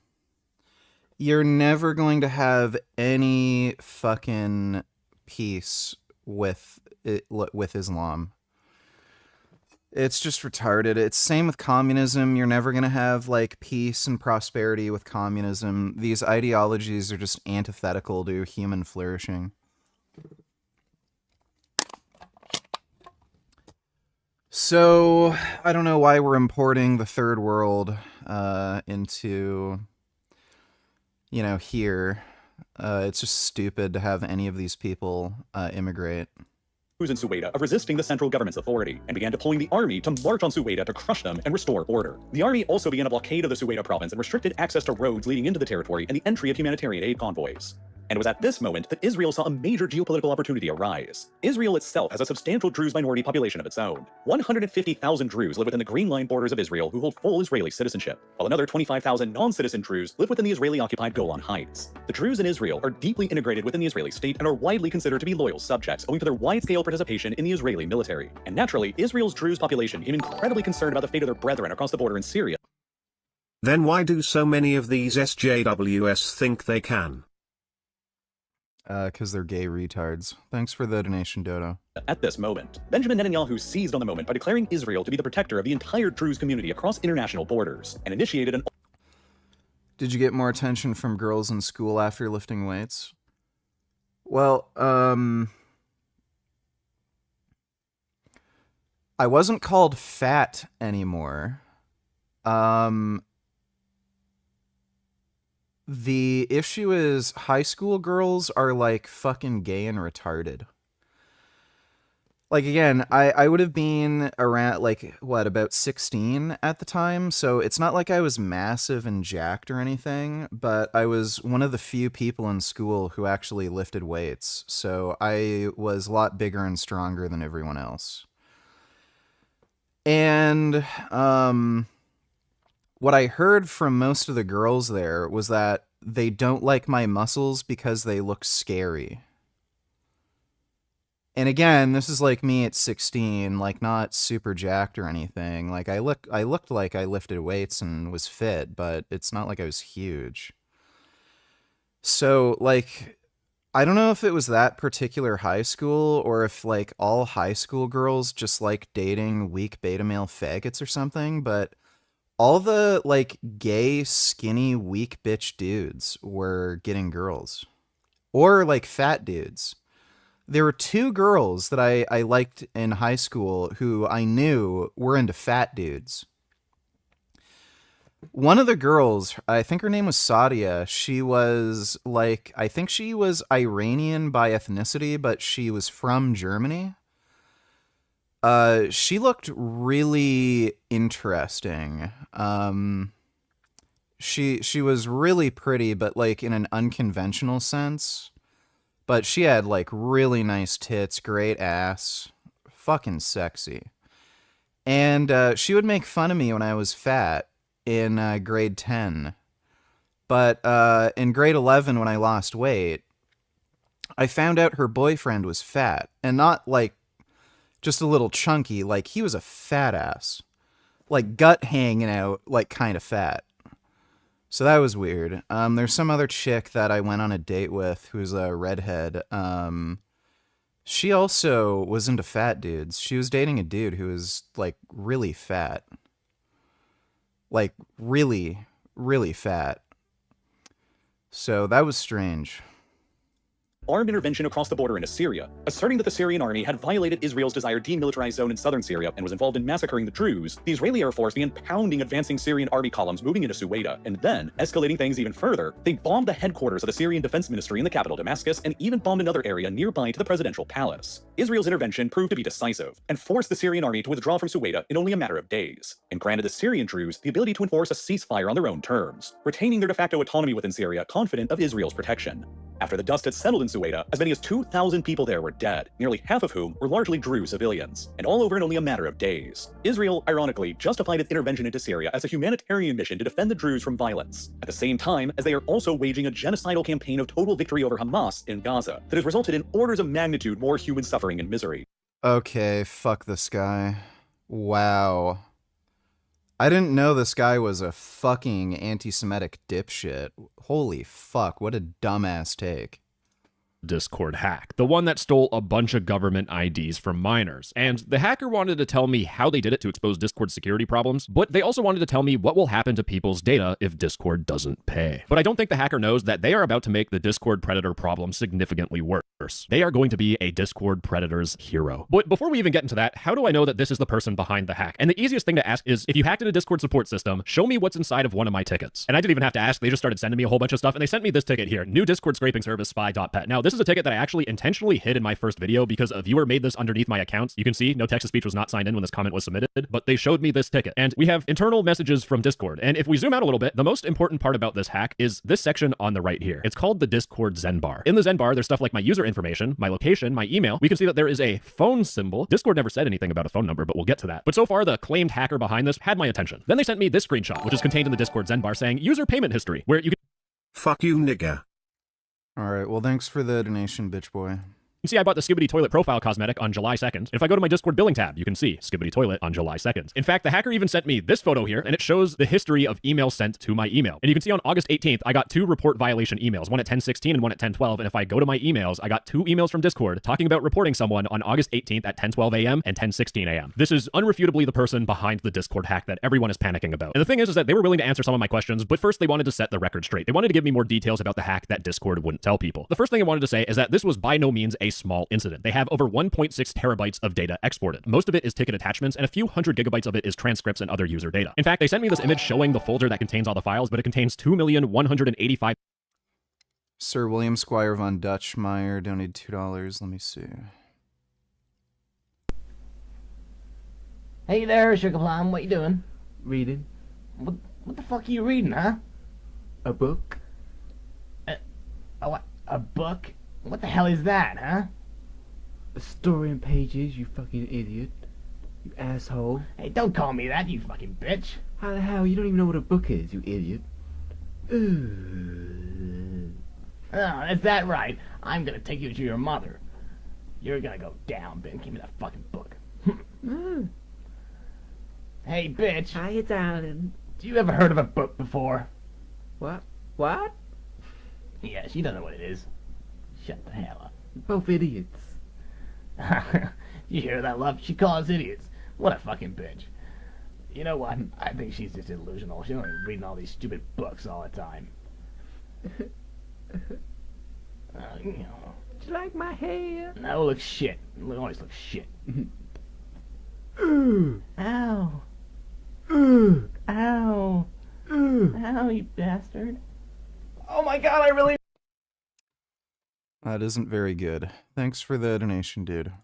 5,151 files. And if I scroll up a little bit, inside of this folder, we can see that not every single one of these are people and their government ID or a photo of their face. In fact, we only have this woman here, this guy with a piece of paper, this dude with a passport, government ID here, and government ID here. Those are the only photos in this brief little sample that we have that are government IDs. And in an article by The Verge talking about the hack, Discord told them that approximately 70,000 users had their government IDs exposed. Now, the hacker claims that Discord completely lied in their press release, saying that a small number of government IDs is complete bullshit. And I hate to tell you, but 70,000 people divided by the 200 million monthly active users that Discord has, multiply that by 100% so we get into percentage, it is 0.035% of Discord users. Like, Discord isn't lying. By sheer numbers alone, they can say this is a small incident. But I don't want to downplay that any government IDs being leaked is a big up. Regardless though, things do get worse for Discord. With that Zen bar, it allowed the hacker to get billing and user information for any tickets, even if the ticket content didn't include it. So if your ticket was leaked, there's a good chance that even if it wasn't about billing, your billing information got leaked. And it was around 578,000 users that had their billing info leaked, which, fun fact for your nerds, apparently is about $365 million worth of payments. But that billing information, if you're not aware, contains your PayPal email if you use PayPal, or if you used a credit card, it would give your credit card provider the last 4 digits of your credit card, and it would also give your credit card expiration month and year, which Discord did not tell people. But one thing Discord was either not aware of or just didn't talk about is the fact that phone numbers were involved in this breach. If you looked at someone's phone number in that Zen bar, the information was redacted. The agents would only see your partial phone number, so like the last 4 digits. The problem though is that if you just look at the API, it will show the full phone number. And they said that over their access of 58 hours on Discord's system, which again is egregious, they estimated that around 50,000 people had their phone number leaked. But also, like Discord said, a lot of their internal documents were leaked, and the hacker sent me a massive list of what they have. But the hacker also showed me that in Discord's own internal documents, they have a section called accounts we should not interact with. They have stuff like Streamlabs, USA Army Esports, and even myself, next to Dr. Disrespect. Why the f am I on this list, bro? But the hacker also wanted to share with me how bad of a f up this is from Discord, how they even got into the system in the first place. So they pointed out that in Discord's own press release, they said that this was a result of a third-party breach. And they claim that this is directly Discord's fault for hiring work-from-home BPO employees. Now, BPO stands for Business Process Outsourcing. I had to Google that, but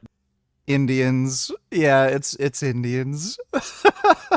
Discord outsources their support to a third-party company. And what happened is that the hacker got into one of those employees' accounts. Now, they did not want to share with me at all. I tried multiple times to figure out how they got into the account. So we have to speculate. It could be bribery. It could be sending the employee malware, or some insider crazy movie drama. The hacker themselves applied for a job. But the biggest problem about this hack that I really want to emphasize is that once the hacker was in Discord's Zendesk, there wasn't anything stopping them. For 58 hours, the hacker sent 60 million requests to Discord with 0 detection. So they were just able to constantly ask for people's billing information, constantly ask for attachments. There was no rate limiting to prevent scraping. And the hacker also says that Discord could have configured their Zendesk more securely. And this is Discord's biggest fuck up regarding this whole entire hack. It's the fact that they're not handling things and assuming that an employee will be hacked. And the reason why this is such a big fuck up is that this has happened before. The warning signs are there. Discord back in 2023 had one of their support agents hacked. But also, this is actual breaking news. I haven't told anyone this, and I don't think it's ever been published. But a year ago, at the end of August 2024, someone managed to compromise a Discord employee account. And what ended up happening is a whole bunch of Discord e-gangsters, you can tell by their chats that they are trying to be edgy teenagers. They managed to get into a Discord employee's account, whether by bribing them, hacking into their account, whatever. But they managed to give themselves rare usernames with 2 letters and Discord staff badges. And the reason why I didn't talk about this is because I didn't want a situation like this Discord hack happening, or at least it being inspired by it. But somehow, despite both of these hacks, Discord didn't secure their Zendesk under the assumption that an employee would be compromised. And when we're talking about people's government IDs in Zendesk, this is completely unacceptable. And the problem with these government IDs is that the government ID tickets are not purged after resolution. The hacker claims that government ID images were just sitting there for months or even years. Now, I have talked to some people familiar with Discord's age verification. Sir William Squire von Dutchmeyer donated $2. Let me see. Right, so take me through this, Dave. Okay. Rohan is occupied by King Theoden, but he's moved to Helm's Deep. No, I'm lost. Where's Rohan? Rohan's there, and Isengard's armies have moved to Helm's Deep. And where's Isengard? Isengard's there. And that's where Bilbo lives, isn't it? What? No. What? No. Who's the Balrog, then? What are you talking about? Just... No, I'm confused. What is this a map of, anyway? This is Middle-earth, Faramir. That's where we are. No, Bilbo has nothing to do with it. Isengard is invading Helm's Deep. And that's Isengard there, isn't it? No, that's Isengard. Is that where we are? No, we're in Osgiliath. Oh. This isn't too funny. Thanks for the donation, Sir William.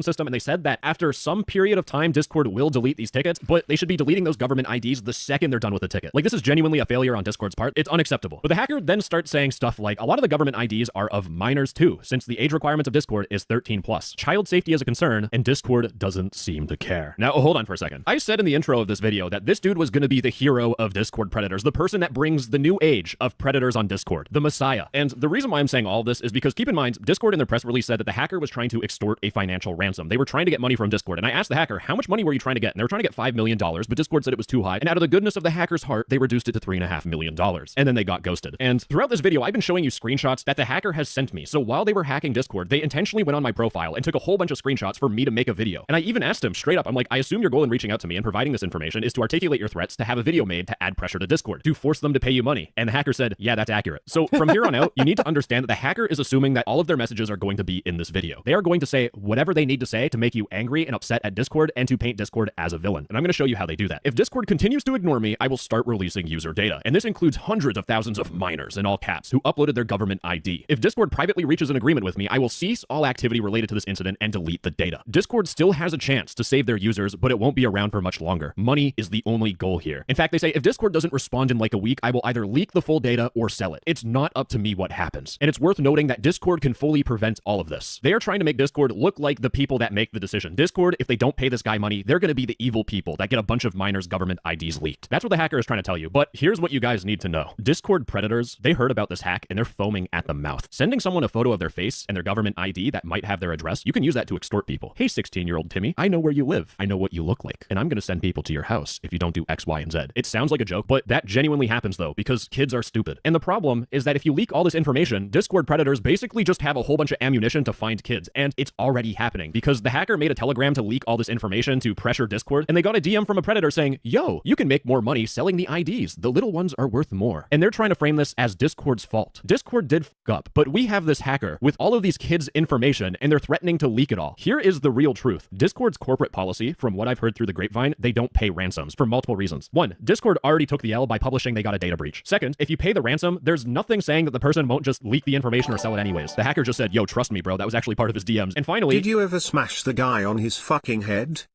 Unfit, right? I guess he's fucking fat powerlifter and he's not in shape because he fainted doing overhead press. Fuck you. You're a fucking idiot. Yeah, let's see how, out of shape I am, huh? You wanna fight me in a fucking cage and see how out of shape I am? I guess I don't have to be in great shape to fight you, would I, dipshit? I just have to smash you on your fucking head!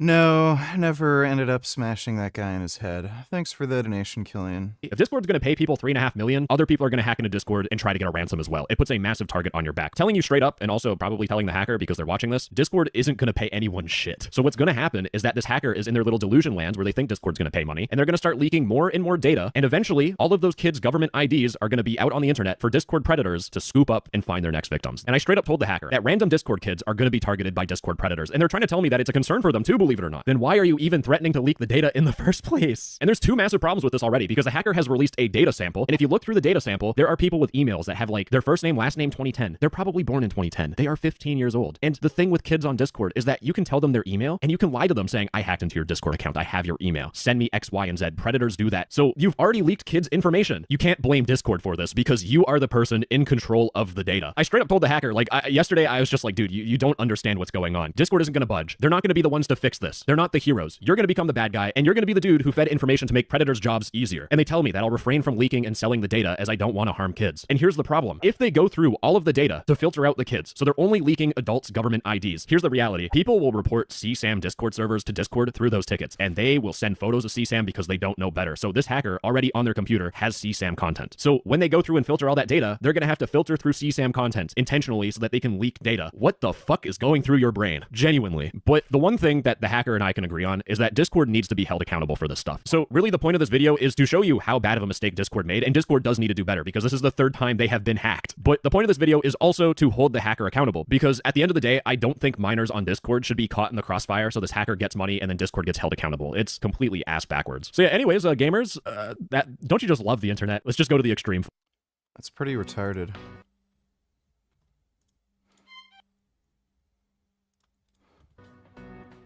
A TikToker inhaled 1 kilogram of whipped cream propellant every day for 6 months. This is what happened to his brain. GG is a 20-year-old man presenting to the emergency room with cognitive impairment and leg weakness. He couldn't stand or walk without help.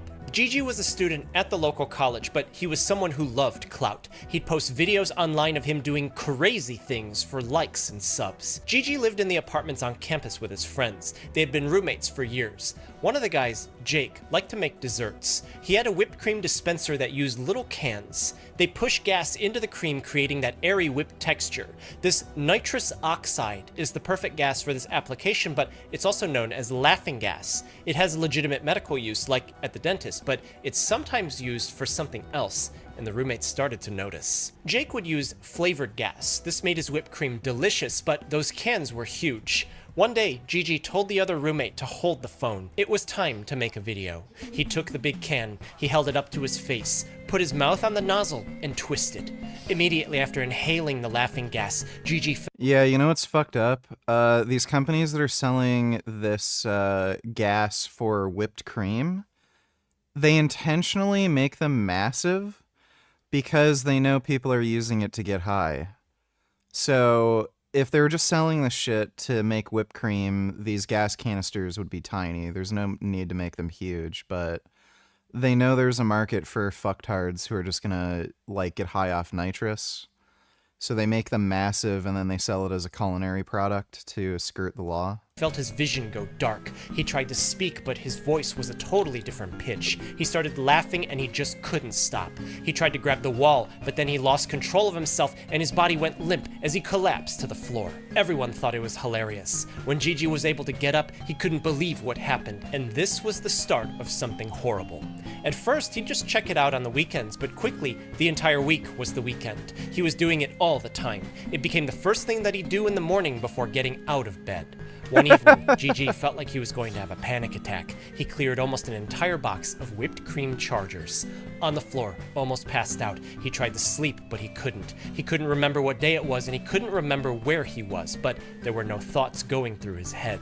When he tried to get up to use the bathroom, he stumbled. He thought he could feel a weird tingling in his feet, but things were only going to get worse. Gigi got to the point where this was the only thing that he would do all day. His roommates thought it was funny to just see him slouched over on the couch. They would egg him on, but then they started noticing that when he would try to get up, he couldn't stand without holding onto something. They laughed at him, but when they saw him try to walk, he stumbled and smashed his head on the table before falling to the ground. When the roommates saw blood coming from his head, they called for an ambulance, and he's brought to the emergency room, where we are now. At examination, the medical team noticed that Gigi was disoriented. He could speak, but he couldn't tell them where he was or what his name was.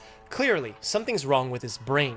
If he fell and hit his head, this could be a head injury. The trauma can cause a brain bleed, causing swelling as the brain starts to crush up against the sides of the skull, causing permanent damage. But when they took a closer look, his brain looked normal. There was no bleeding or swelling, meaning that something else was going on. Gigi couldn't stand or walk on his own. Doctors noticed that. When they tested the reflexes in his legs, they find that he didn't have any. Reflexes are bodily responses that don't require input from the brain. The impulse goes through the spinal cord back to the muscle. A missing reflex could mean something's wrong with his nerves, but this wasn't his only problem. Gigi was still confused, and he said nothing that made any sense. When they asked him what this three-sided shape was, he said hamburger. This cognitive impairment with absent reflexes means that Gigi has problems in both his brain and his spinal cord, but it still isn't finished. Looking at his blood... No, I haven't seen any new movies. There's that movie, what is it called, Weapons or something? I want to watch that, but I haven't seen anything that looks even remotely interesting. Oh, it's all trash. I've just been watching old episodes of the X-Men animated series and Spider-Man animated series. Cells under a microscope, they find that his red blood cells are larger than normal. They couldn't really hold on to a lot of oxygen.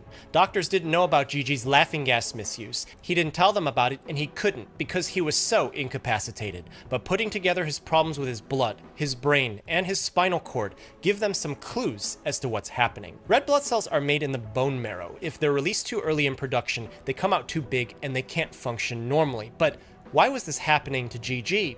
Red blood cell precursors are some of the most quickly developing cells in the body. Sometimes a hormone will tell the bone marrow to release developing cells early. But that doesn't seem like it's happening to GG.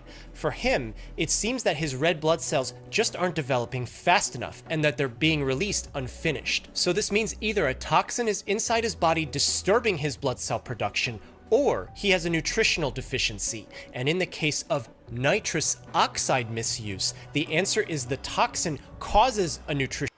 No, never watched Lost. It just looked like a gay show, so I never watched it. Deficiency. The name tells us why it's a problem, starting with nitrous. Air is about 80% nitrogen. It's actually not majority oxygen, so our bodies are used to this mix. Nitrous oxide dissolves in blood at a rate 35 times more than nitrogen, but it doesn't like to stay there. The reason this becomes a problem is that it leaks back out in the body and becomes a gas again in air-containing places like the gut. That's fine because the gut is stretchy, but not all spaces in the body are stretchy.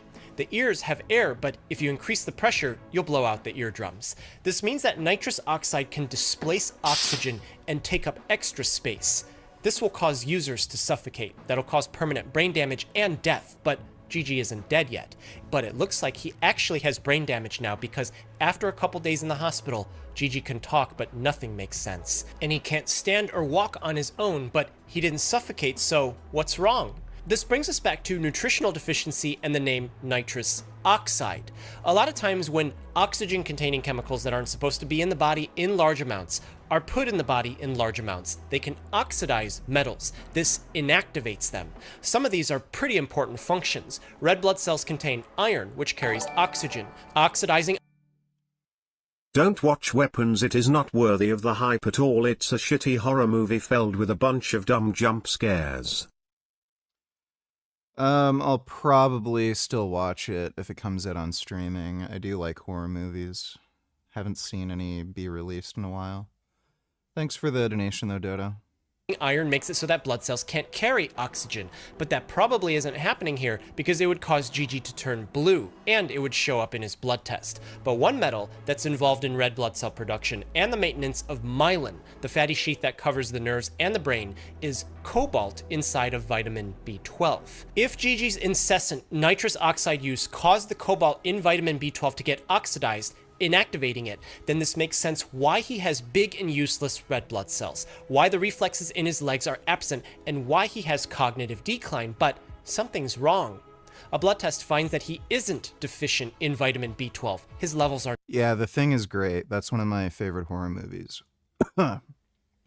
Yeah, John Carpenter's The Thing is just incredible. Normal, but this doesn't explain what's happening. Vitamin B12 is a coenzyme, meaning that it's a chemical needed by an enzyme to function.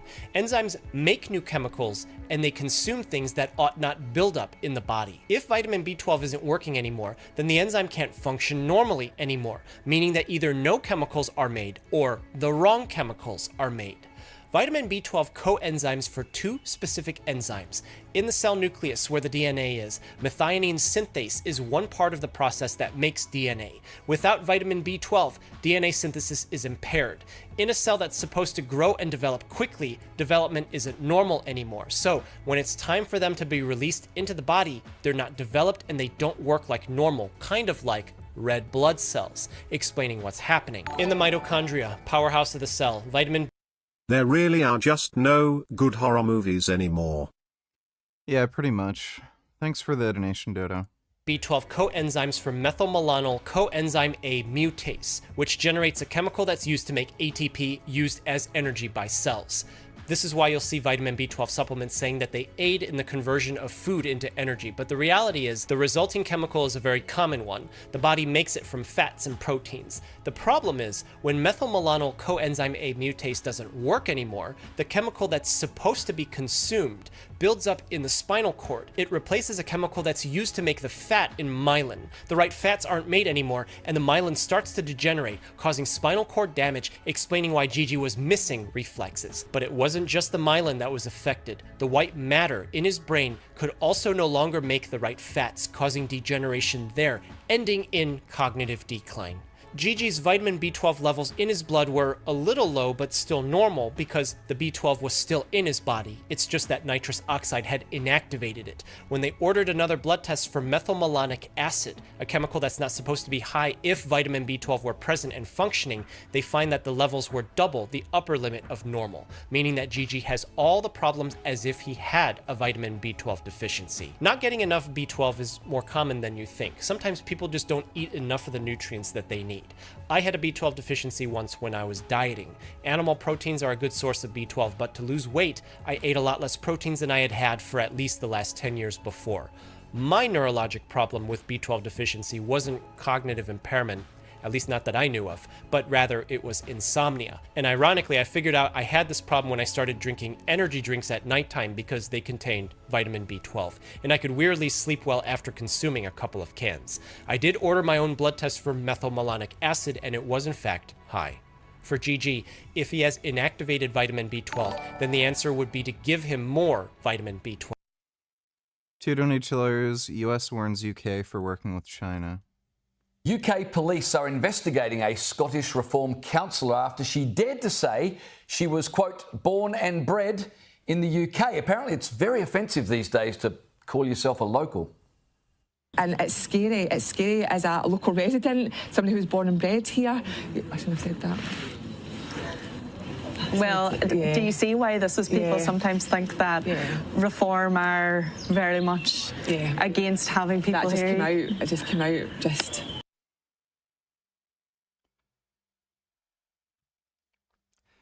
Like, I've said this before, the UK literally is not a real country. It's just some, like, weird, corrupt island run by corporate bureaucrats. And they want to destroy the sense of, like, an actual nation and cultural pride, just so that they can import more of these, like, dipshits from the third world, have these weird relationships with foreign governments and, you know, criminal organizations from Russia, China. Like, it's fucking retarded. The UK is, like, the dumbest fucking country on the planet. That's unfortunate for you, I guess, but ultimately, do you see why people who aren't from here, who have maybe made their home here, are annoyed when they hear an elected official say that people are born and bred here? Joining us is Spiked Online editor Tom Slater. Tom, welcome to the program. Now, my we God. talked about this incident last week, but things appear to have developed. There now seems there'll be a police investigation.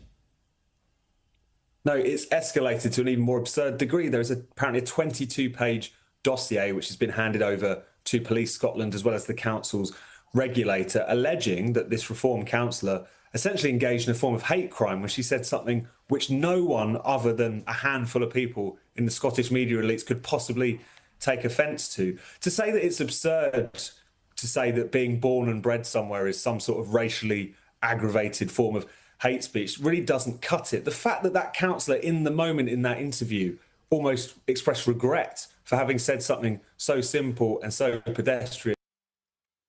It's hate speech to say you were born and bred in a country, but they're fine with Muslim rape gangs grooming and raping underage girls.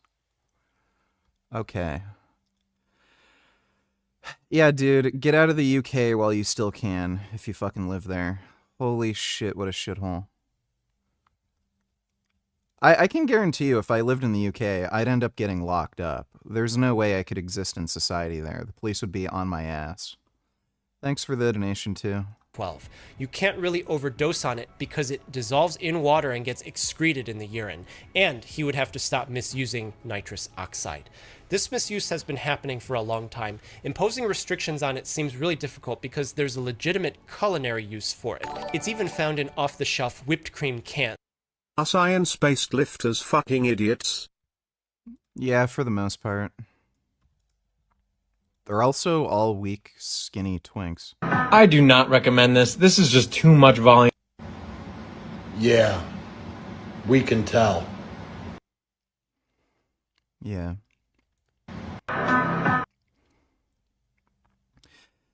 Yeah, they're all weak, skinny, beta male twinks, and they're like, oh, yeah, that's too much exercise. Oh, you're training too hard. Oh, rather than doing like a big heavy compound lift that has like a lot of fatigue, do this like really easy lightweight isolation exercise, and then they look like this. And then they're criticizing people who are fucking more than twice their size and are way bigger and stronger than them. It's fucking hilarious. Thanks for the donation, Killian Titan. Dodo donated $2, plus it's another abomination from the Cancer Cell studio of horror movies, Blumhouse Productions, which has never made a good horror film in its entire filmography. I'll give it a try. Like, who knows? I've heard some good things about it. Thanks for the donation though, Dodo.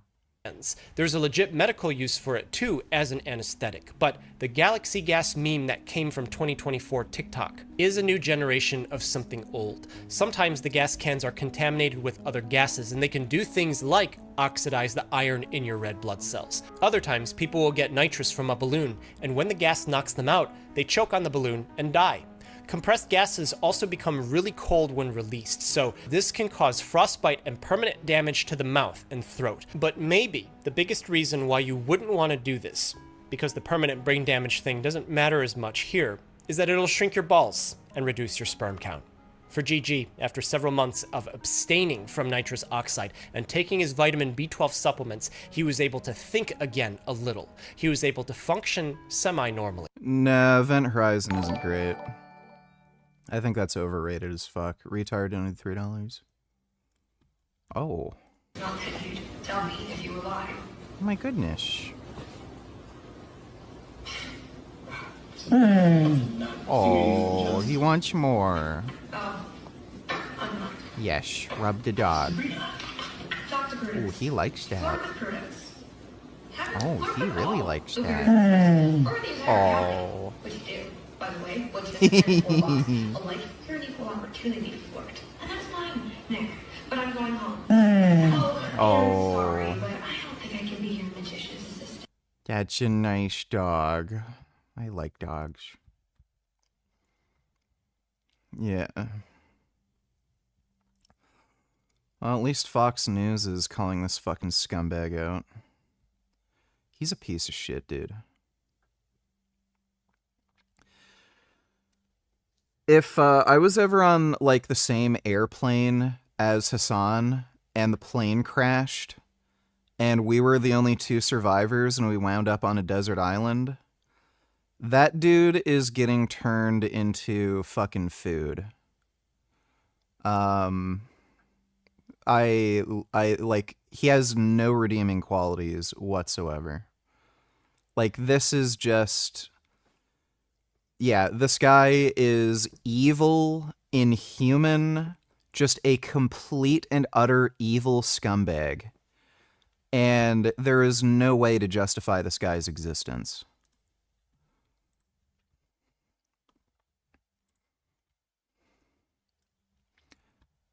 Additional footage has been discovered of Diddy Piker Pet Striker using the shot collar on Kea pre-Dogtober 7th.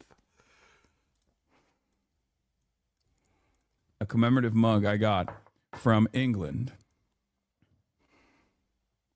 Commemorative mug I got from England. Yeah, he did it again. He's been doing this regularly. What a piece of shit, dude.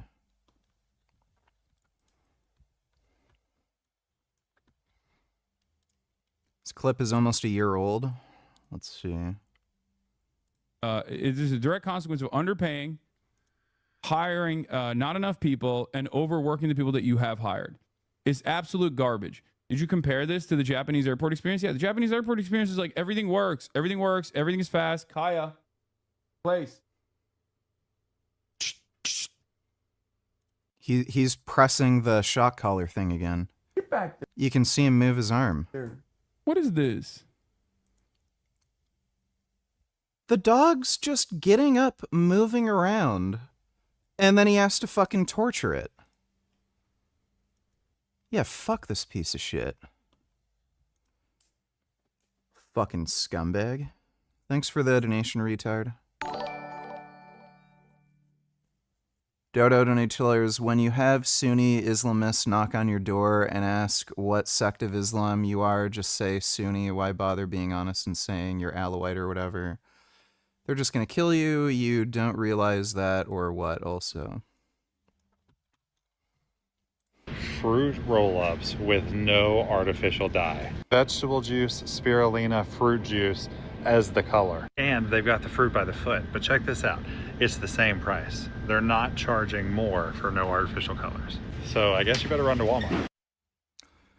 I love how some fat, out of shape dude is like, oh my god, fruit roll-ups are healthy now. Right. Like, that's your... That was what was holding you back. Finally, you're going to be healthy again, now that fruit roll-ups don't have any artificial colors. Uh-huh. That was your main problem. But being 100 pounds overweight, that's totally fine. Thanks for the donation, though, Dodo. But he still had trouble standing and walking on his own. His vitamin B12 problem was much more severe than a deficiency because a deficiency happens slowly. The liver has stores of vitamin B12, but taking something that deliberately inactivates B12 will shut down critical... Majin Buu donated $2. Let me see. I'll tell you what, hijab is a big draw here amongst the community, amongst people. It's definitely a fan favourite.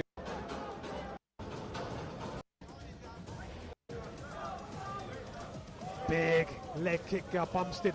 3 big leg kicks. Hijab storms his man, laying body shots. Hijab needs to create the ground and pound. Hijab going the ground and pound. Bumstead needs to move before the ref is going to stop the fight. Big elbows by Bumstead. I don't know why it's not stopped at this point. The end, and the referee stops it. Yeah, Muhammad Hijab can actually fight. I've seen him box before, and he's a pretty good boxer, and I know he also wrestles. I didn't know this actually happened recently. I wasn't sure he was, like, training anymore because he seemed to be caught up with cheating on his wife, with his secret wife, and the, like, 3 lawsuits that he has going on. I guess he needed to get out some frustration and stress. Thanks for the donation, Majin Buu. Critical parts of the body at a much quicker rate and cause permanent damage, as Gigi was able to kind of make a recovery. Thanks so much for watching. Take care of yourself and be well. What a dumbass. These people are just completely and utterly fucktarded. Oh,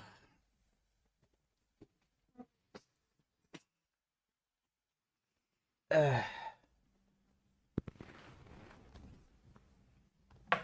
Gum Gum.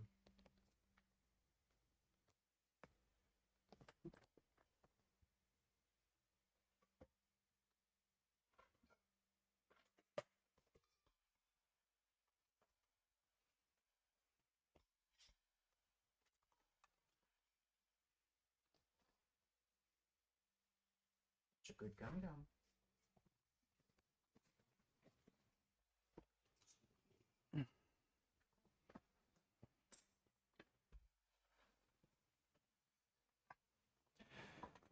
Is exercise science major for idiots like a psychology major? I mean, it appears so.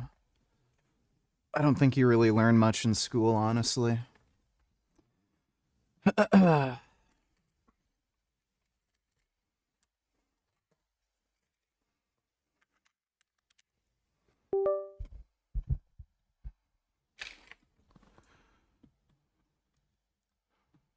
Alright, let's play this silly game that Gig wanted me to play.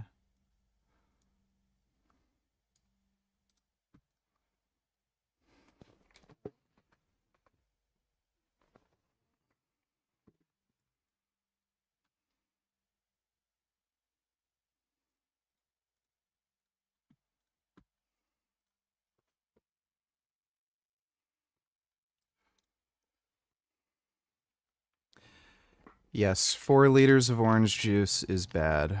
Show nudity, censor the nudity. Oh, look. That's insane. I've never seen that before. So it started off in 1440p for no particular reason, but it actually scaled properly. That's amazing.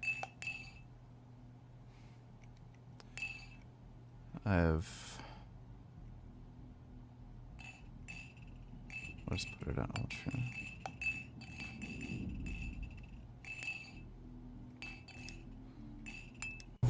Nate! Damn it.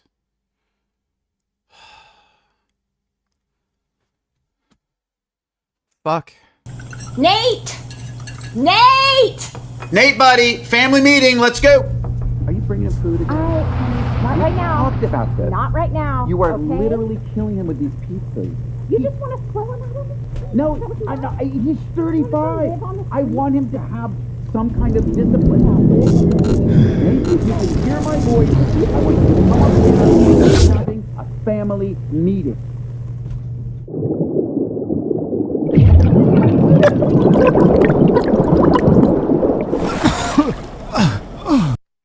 Oh, God.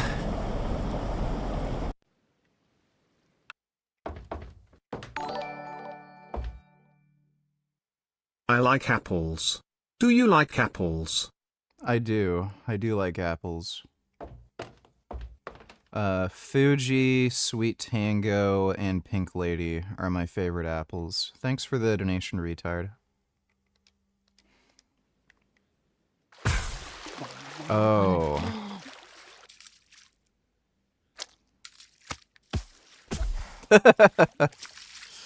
Oh, Jesus Christ.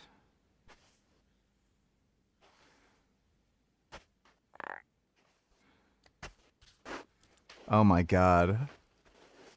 This is very difficult. Oh my God, this is so stupid.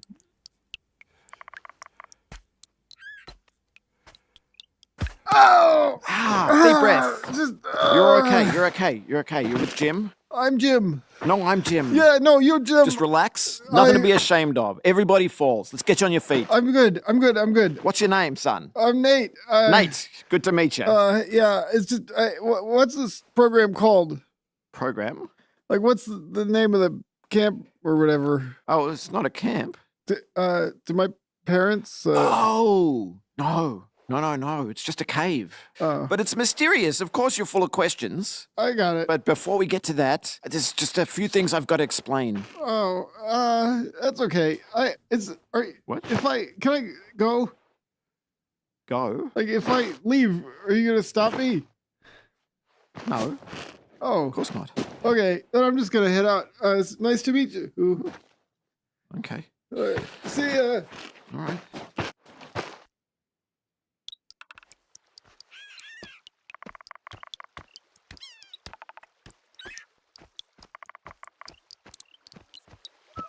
Ah, fuck.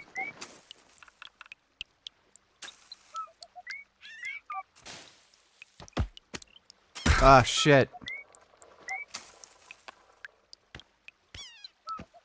Fuck.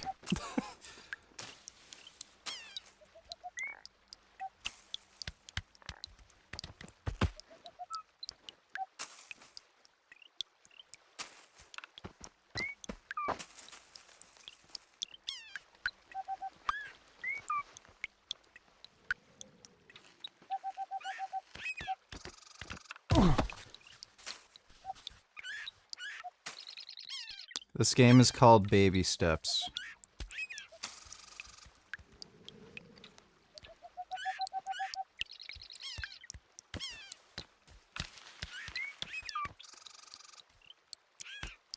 Fuck. Ah, fuck. This guy has a big butt.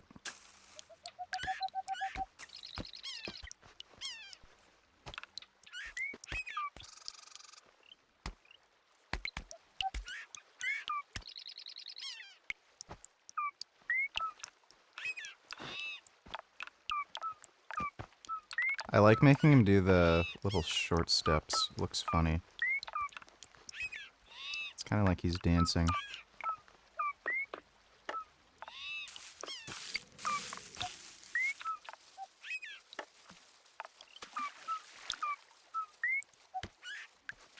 Shit!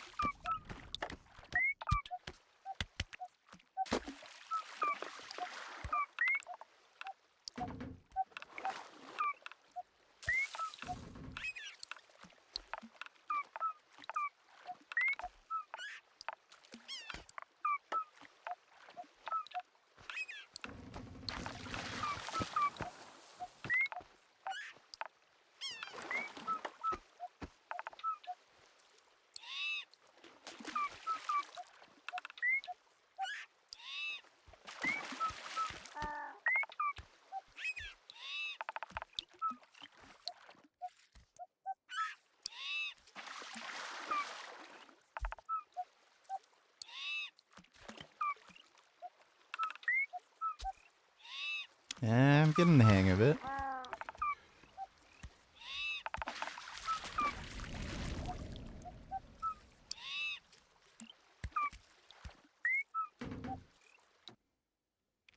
Wait up, Nathan. Jim. Yeah, no, I remember. From the cave, yeah. Yeah. No, I feel like we got off on the wrong foot. No, Let's just cut straight to the good stuff. Come with me. Won't take a minute. Just very close. Actually, I do have to. I gotta. It's not a scam. I'm not going to charge you any money. No, I I'm not going to hurt you. No, I'm just trying to get you some shoes. No, Yeah, because of the bare feet. I don't. Yeah, that's how I like it. I just do. Just for your feet. Yeah, but is there maybe just toilet? Toilet? Yeah, I just need to pee. How badly? Just normal. Bad. This is pretty far. I mean, I'm worried about your kidneys. I've got strong kidneys. Yeah, just go behind this bush. I'll wait. I went away. Pee shy. No. Yeah. Yeah, no, you don't want me watching. No, you can watch. I guess I'll just catch up to you. Okay. Don't hold it in, Nate. It's not healthy. Yeah, no. Uru. Mm-hmm. Yeah. Ooh. No, uru. Like we say goodbye around here. Yeah. Yeah. Uru. Yeah, like goodbye. Ooh.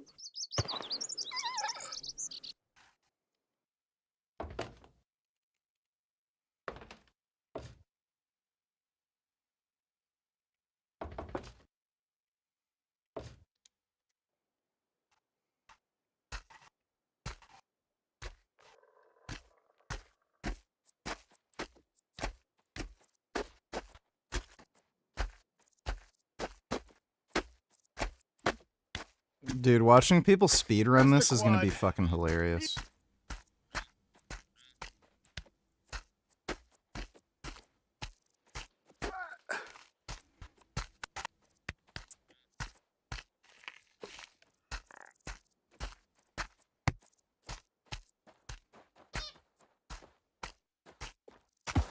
Ah, fuck.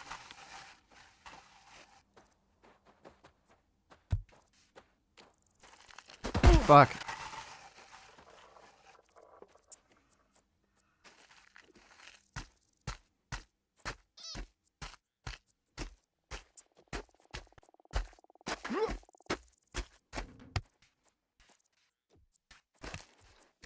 Fuck.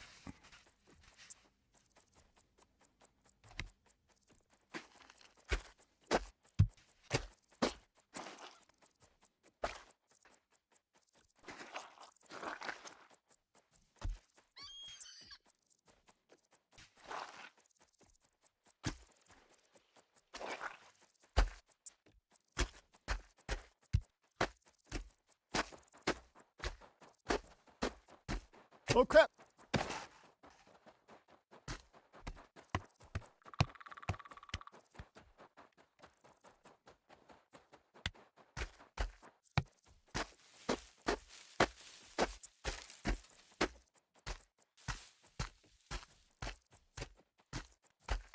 Ah, damn it.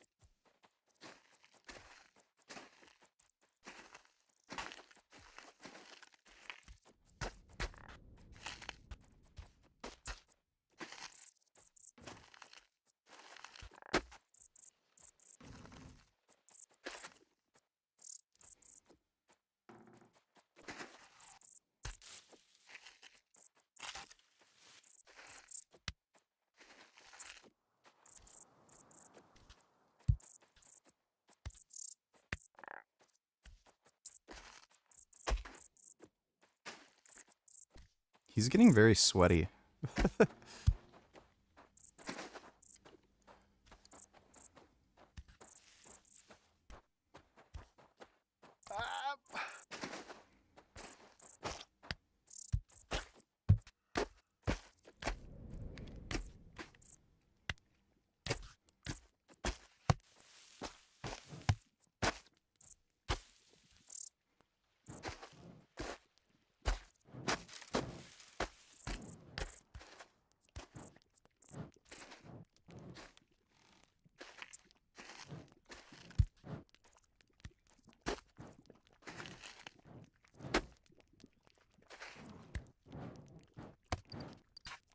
God damn it.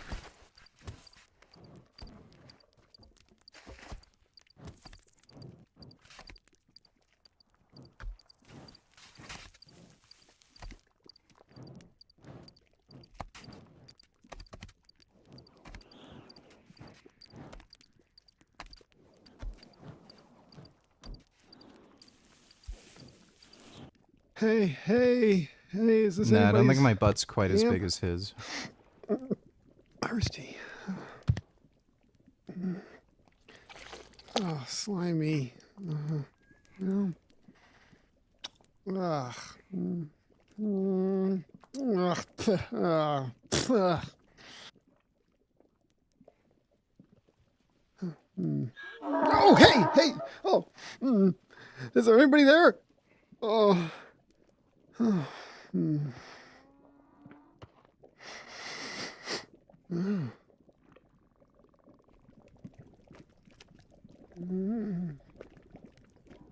Maybe just a taste.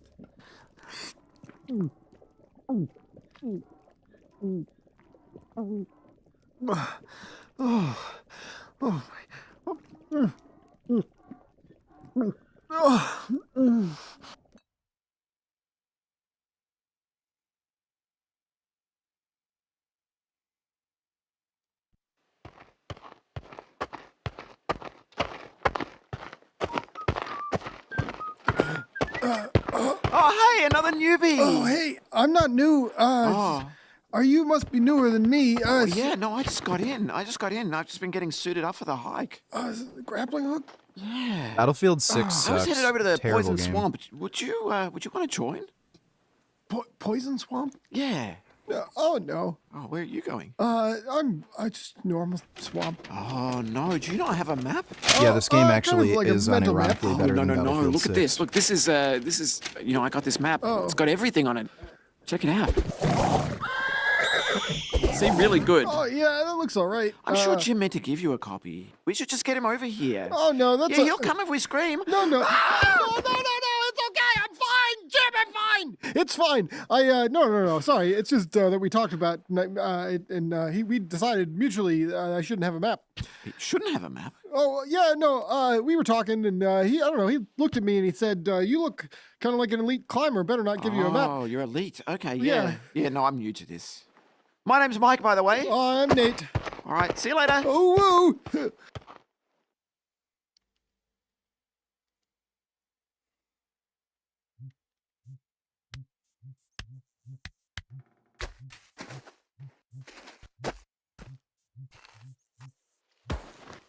Oh shit.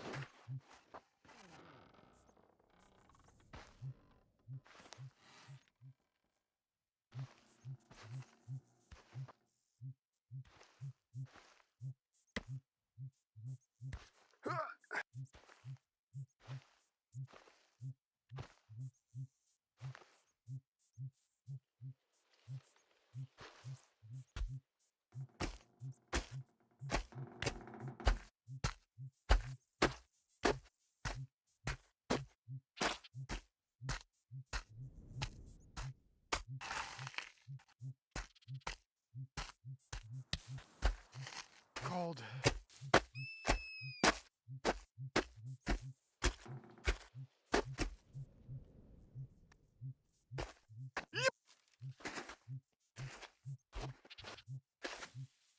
Ugh. Fuck.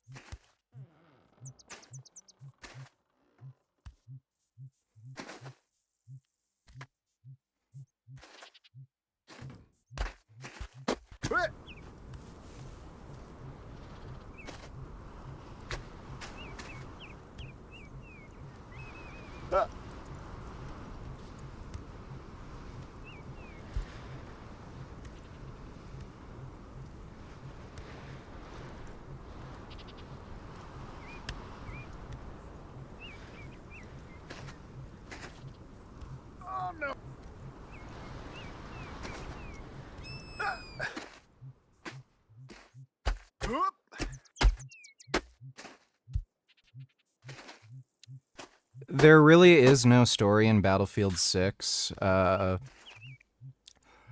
It's completely and utterly nonsensical. It's just...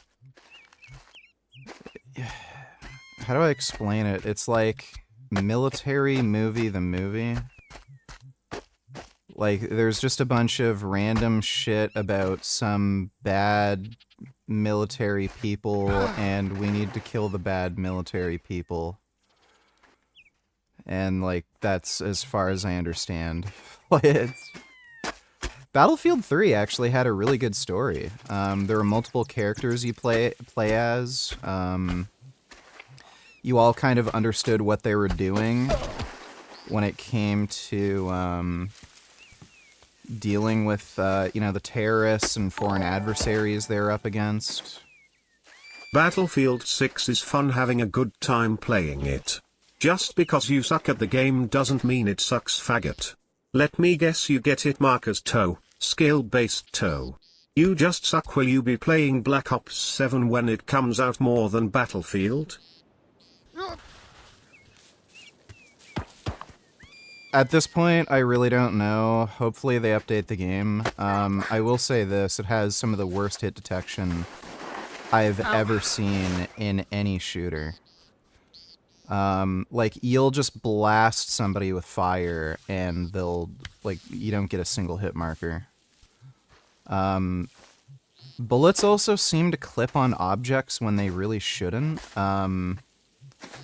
So, however they're, like, doing the level geometry, there's so many circumstances where, like, somebody will pop their head out, you'll aim right at their head, and, like, you can see the bullet clipping the object that it really shouldn't hit. It's terrible. Like, the one good thing about the game is, like, the level design. Like, you do feel like you're actually in a battlefield, and the destruction is cool. I think the progression is a little too slow as well. And, people are also just way too spongy. Like, when you're designing a fucking shooter where somebody can, like, cross a 20 or 30 foot... Is this game Durianiga or Jasmine Durian Ryder Burgess? Like, when you design a shooter where somebody can cross, like, you know, a good 20, 30 yards across, like, you know, an open road, and you can just lay into them with a machine gun, and then they can walk away from that and be fine, it's...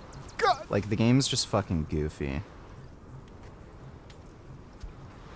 And the one game mode's just fundamentally completely broken. Assault and Defend, like, you cannot win if you're the assaulting team. Oh, no. It's impossible. The way they have it balanced right now, the defending team just spawns in way too quickly, so you just end up getting overwhelmed. It's impossible to win. Thanks for the donation, though, Hasan fanboy.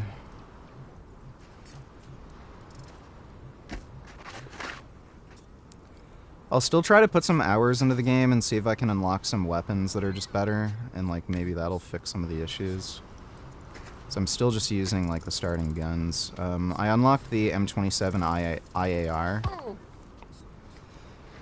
I'm honestly not terribly impressed by it. I think there's one other machine gun that I might have unlocked. Still haven't used that yet.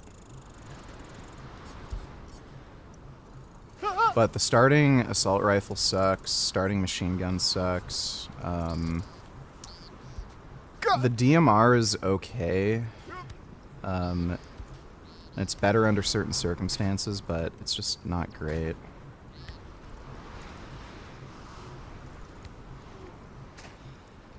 Like, the game would be just fine if they had a hardcore mode where if you shoot somebody a few times, they died. But, like, everyone's just so fucking ridiculously spongy. And I know for a fact, there are a ton of motherfuckers who are botting. A ton. Almost every fucking game, somebody's using an aim assist tool, and it's pretty obvious when they're doing it.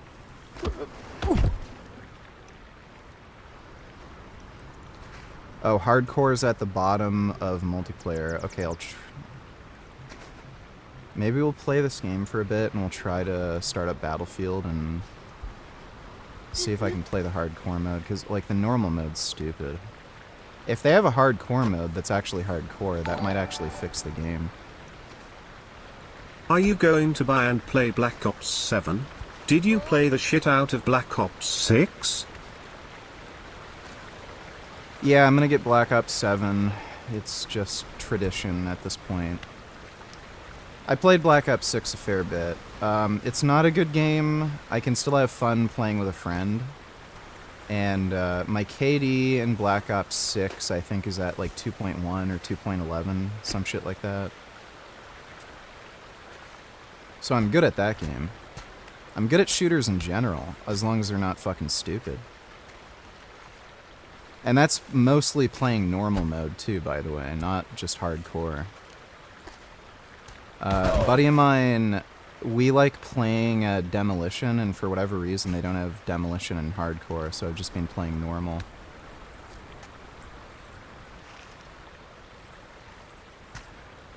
Thanks for the donation, Hasan Fanboy. Fuck.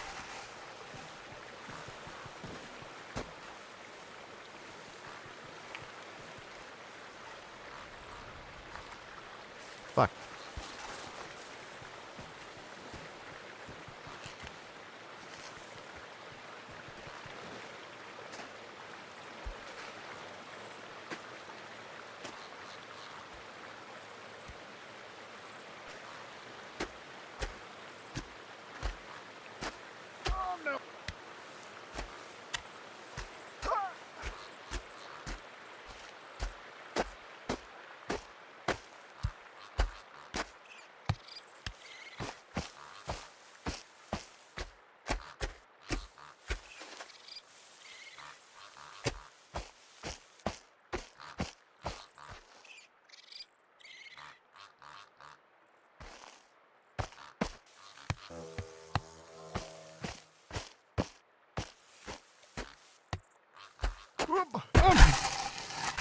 Oh, little chicken.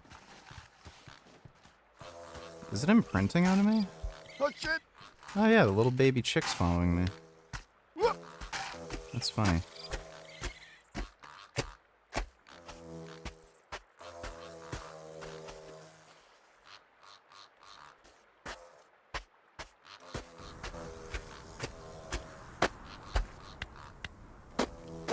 Yeah, I played Battlefield 1. That game was just fucking garbage. That wasn't even a shooter. That was just grenade throwing fest. That was terrible. That was such a stupid, stupid game. Battlefield 3 is still to this day the best online multiplayer shooter.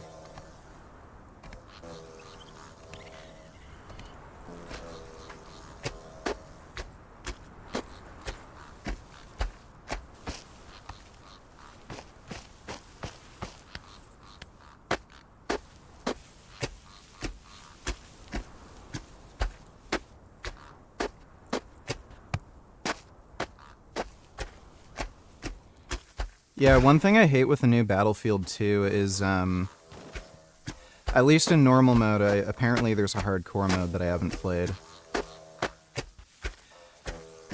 You'll have a sniper who's not that far away, like let's say 300 yards, which is a very easy shot with, you know, a standard assault rifle.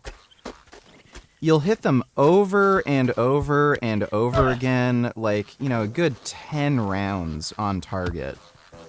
That won't be enough to kill them because the time to kill is so fucking ridiculous. And then the sniper will hit you once and then you're dead.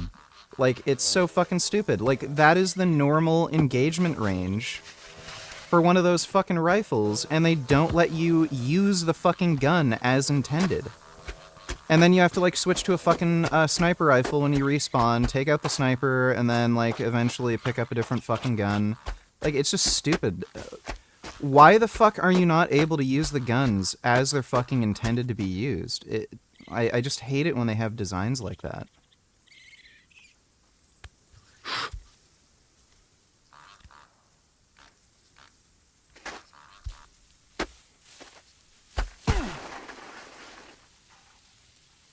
And like if you're a sniper and you're getting like actually hit over and over again, how the fuck can you aim when there's bullets going into your chest? It's just stupid.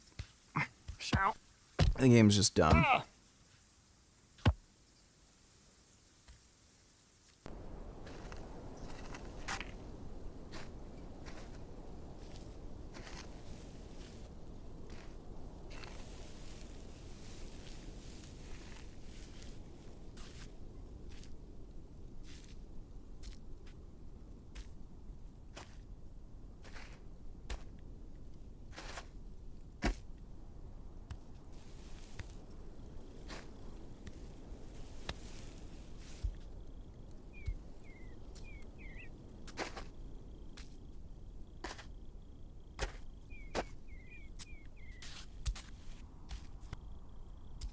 You know what?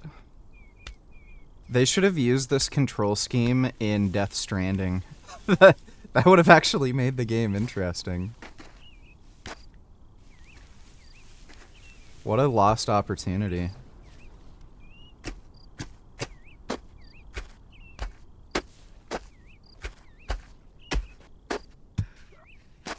Fuck.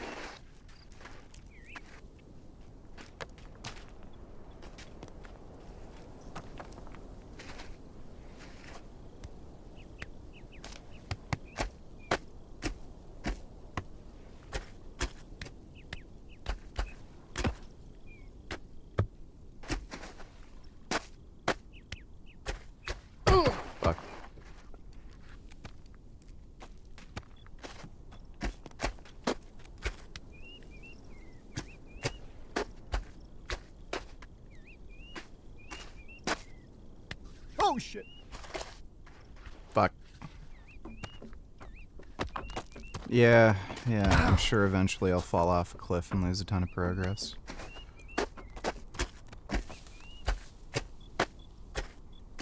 Fuck. God damn.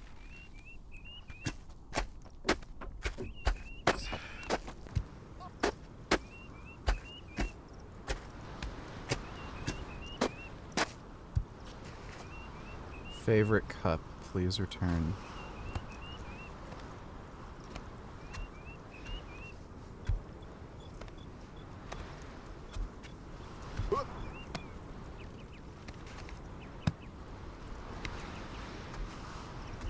Where's the quad?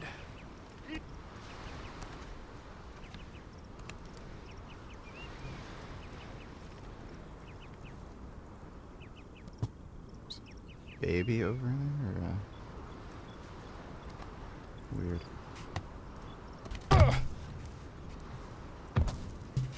Oh crap.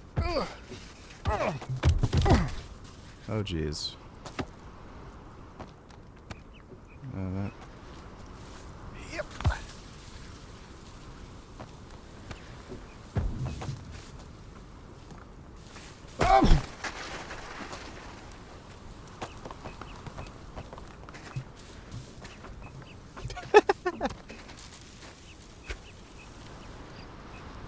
God.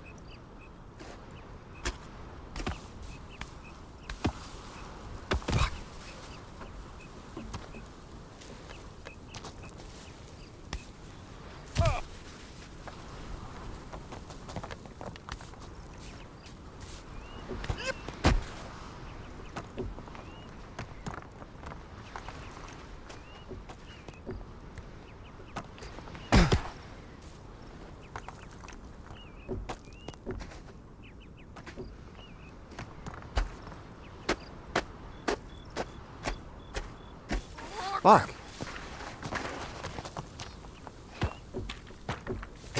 Fuck.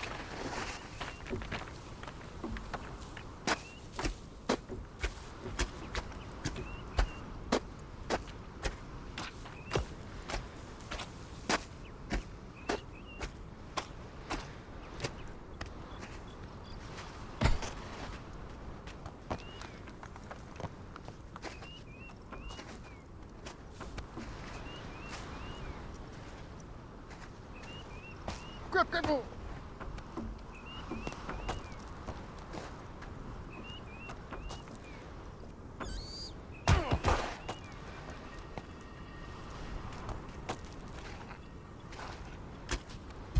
Fuck.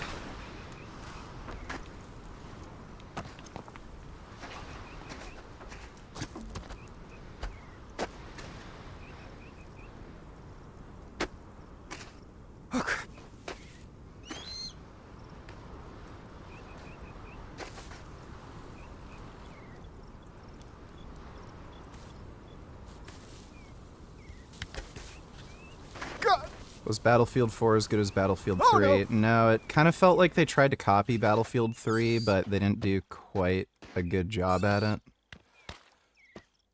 It was still good. I played it a fair bit. It just wasn't quite as good.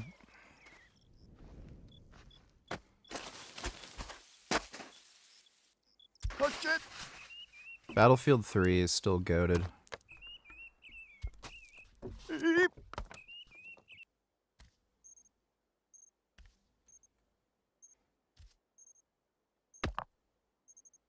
Whoa!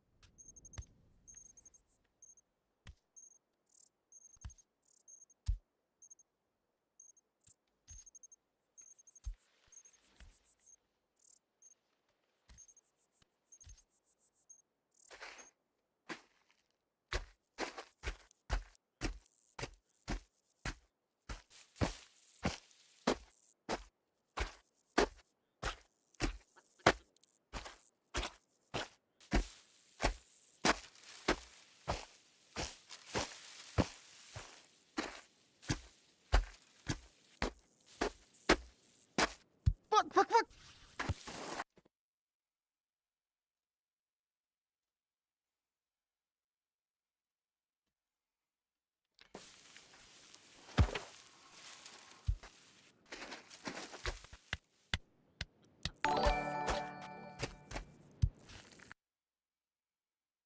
CDG Donny Taylors, do you have a fleshlight and do you enjoy it? No. How often do you use it? Don't have one. Would you be willing to sell it at any point? Asking for a friend.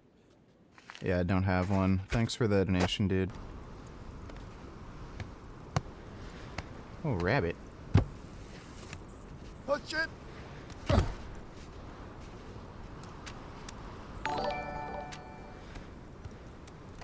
WTF VG. WTF all this Battlefield talk, then you play this shit game of ex-wife aka Big Back, play Battlefield multiplayer, stop scamming. Yeah, I'll play Battlefield in a bit. At least I want to get to, like, a checkpoint or something in this game. Let's just try to get to the next checkpoint thing. Then we'll play some Battlefield.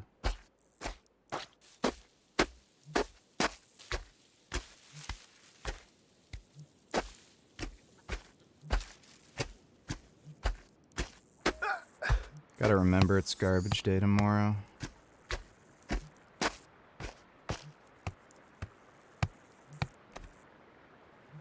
Oh shit. Oh! Fuck! Oh! Oh! Ow. Oh. Oh, hey, Nate. Oh. I heard you screaming. Tim. Jim. Are you Jim. okay? Yeah. No. Oh, yeah. We're sorry. here to help, buddy. I see how you could think I was in trouble with the screaming. But I'm not. You're not?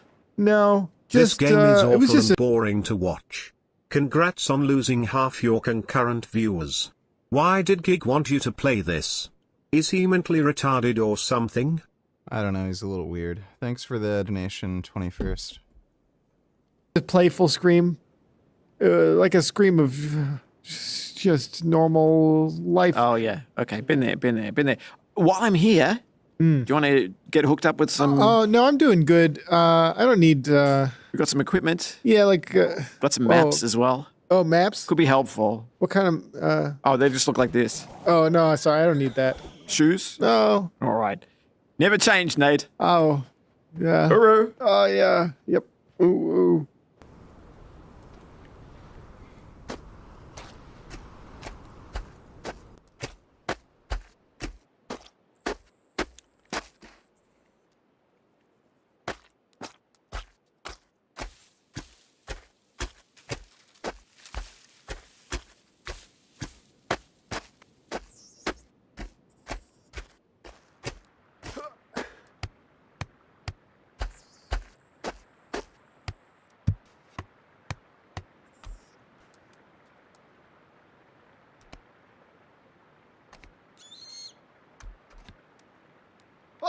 Fuck!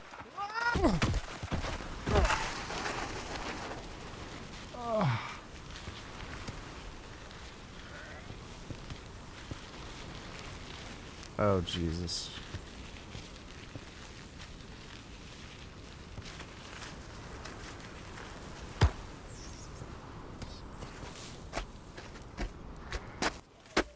Gig bought the game for me.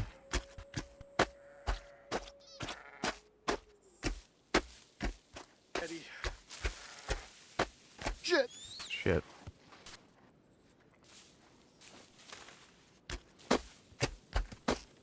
Fuck.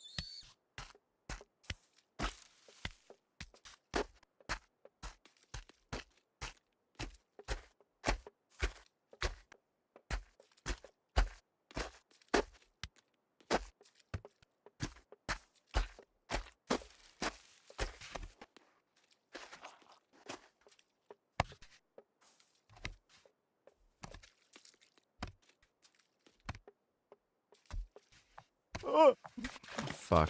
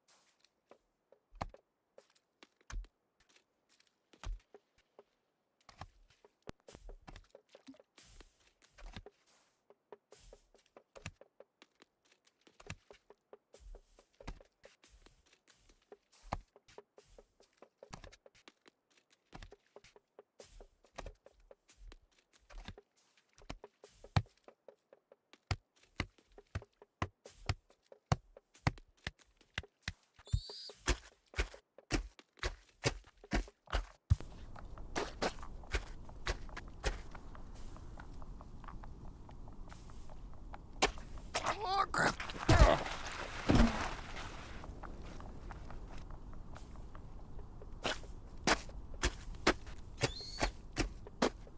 Been using your playlist, been getting some massive PRs, didn't know you liked Round Round from Rat Rat. Yeah, Round Round's good. I like a lot of old 80s music.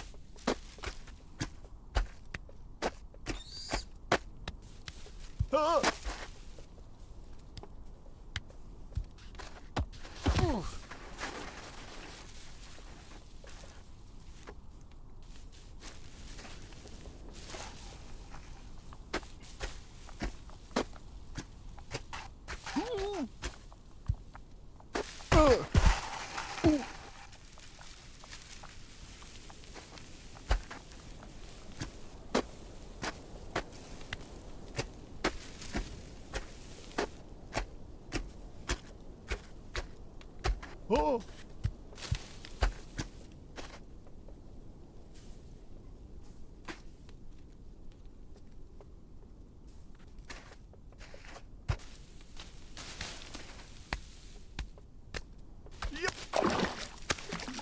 Where's the quad?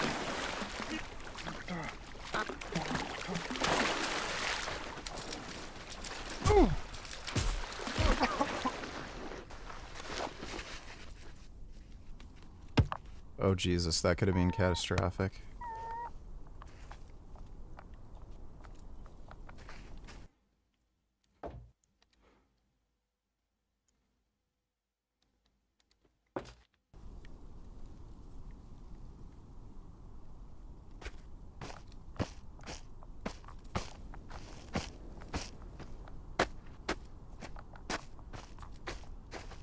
I don't know which way I should go.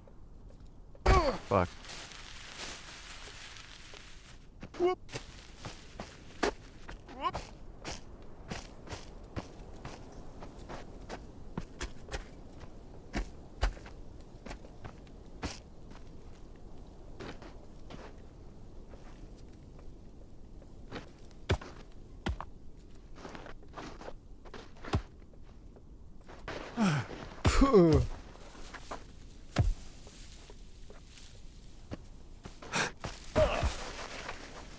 Oh.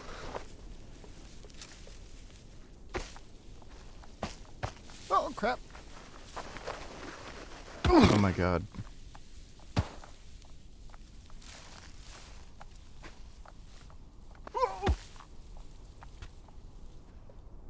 Cold. Whoop.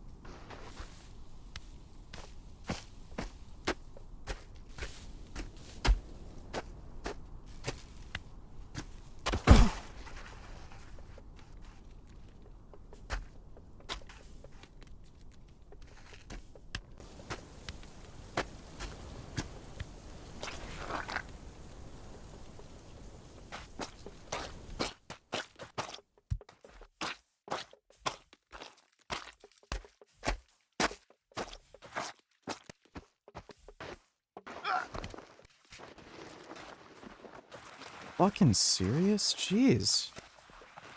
Oh no, oh no, oh god.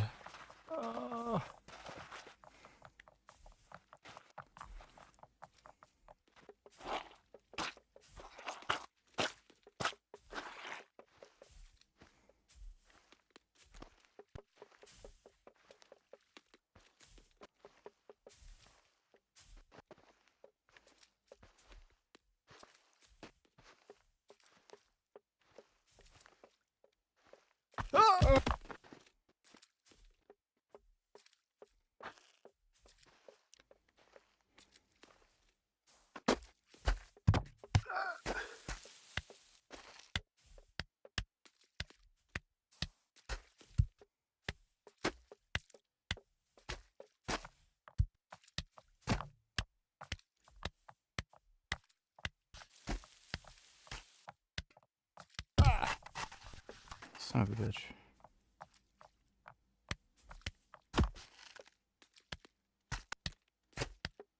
Fuck.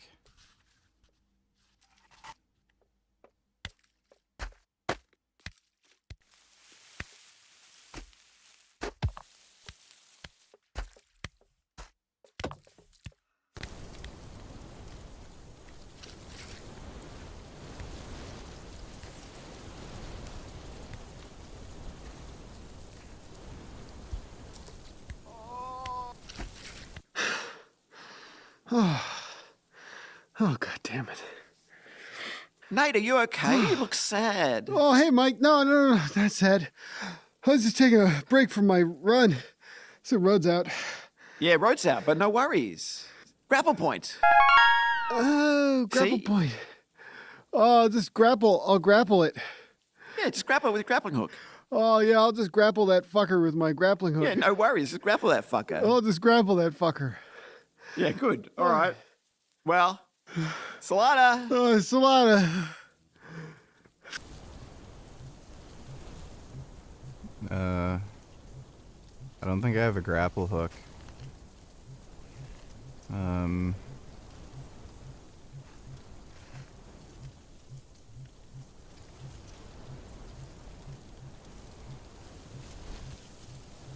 jeez. This might be high risk, but high reward.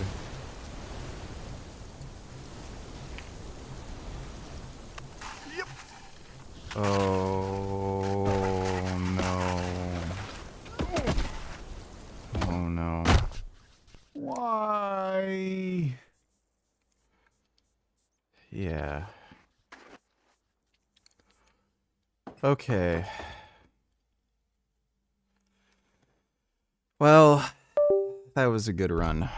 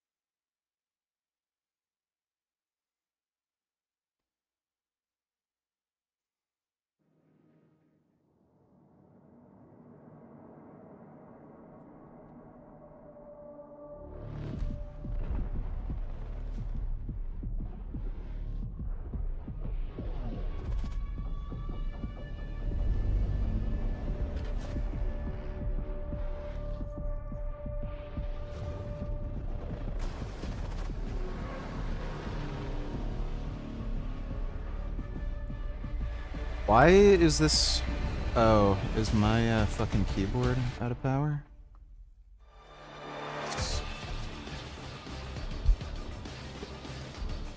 I hate this fucking keyboard.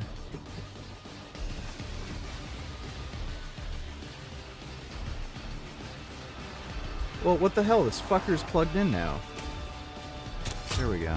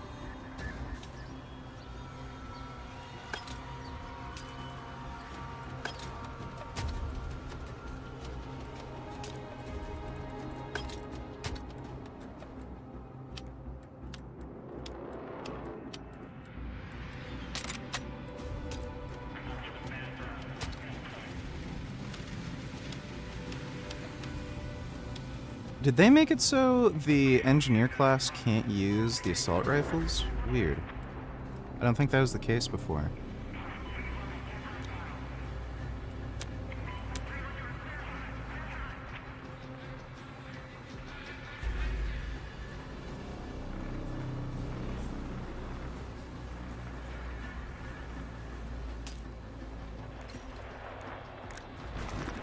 All squads, objectives have been marked. Secure and hold those positions. Hostiles are inbound.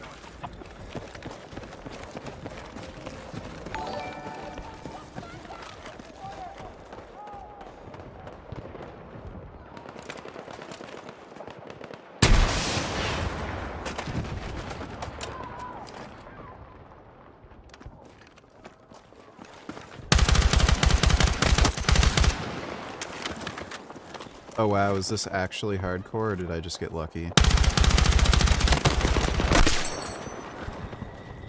I think it's actually hardcore.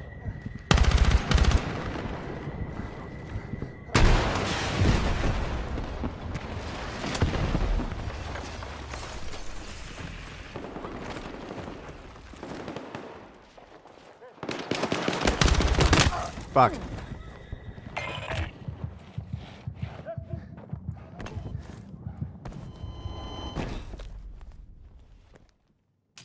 3 new Frank shorts. Okay, I'll take a look at that in a bit.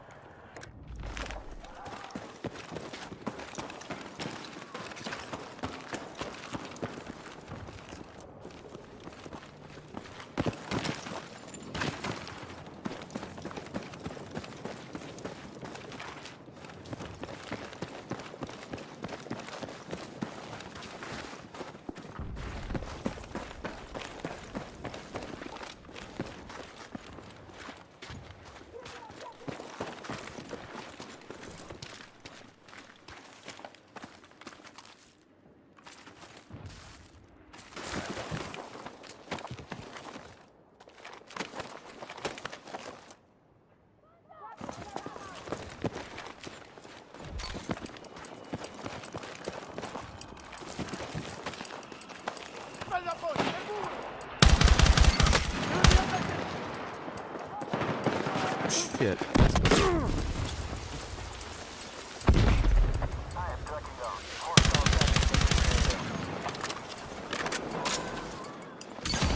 Did they kill that guy? Oh, dude. This is actually fun. Oh my god. People die when you shoot them. This is incredible.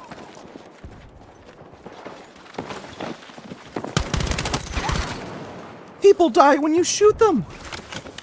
Oh my god! This game is good! I can't believe this! They die when you shoot them!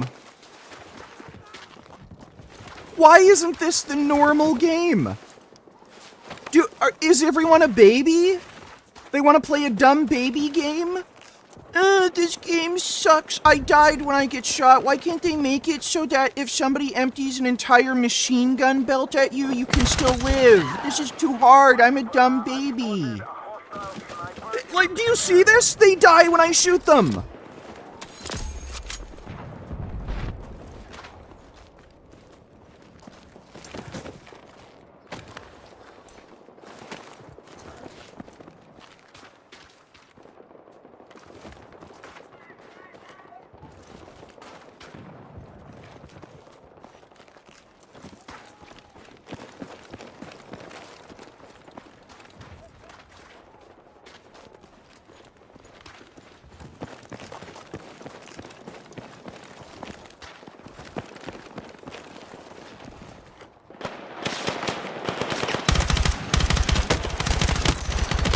Ah, shit. The guy back there got me.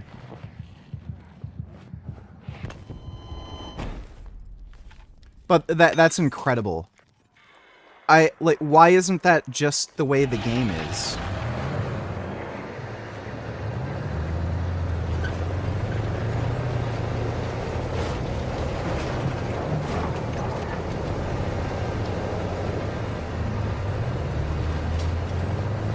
Okay, that's... Oh, I see.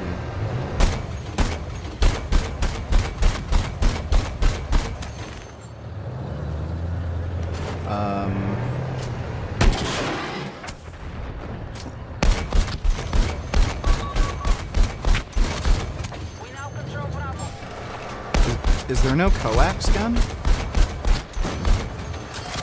Why is there no coax? I should have a coax. Yeah, there's no coaxial gun. Strange. Shit. Reload, reload, reload! Fuck.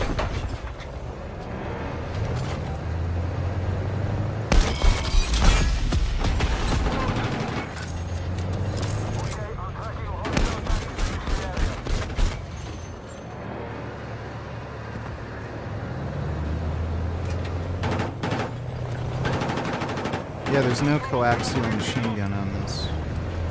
I guess, because it's a Bradley? I think it's a Bradley M3 fighting vehicle or something.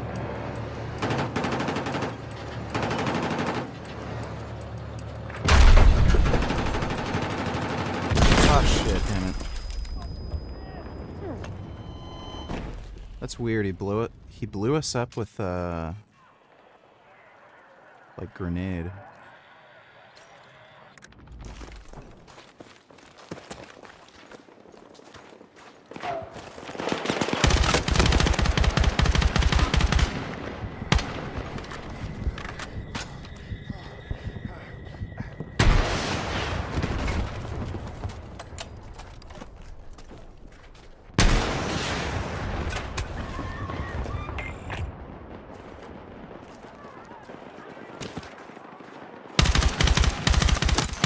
Got him. Hell yeah, motherfucker.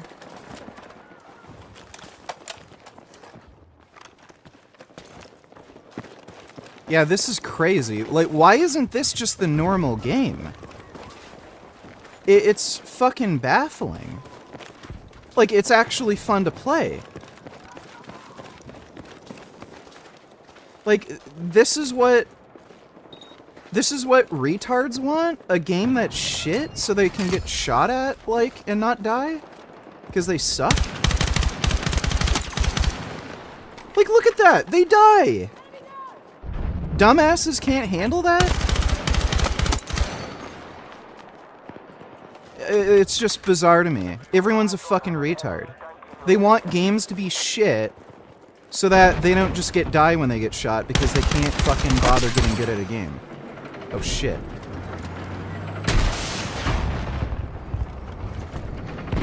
Okay, I'm out of...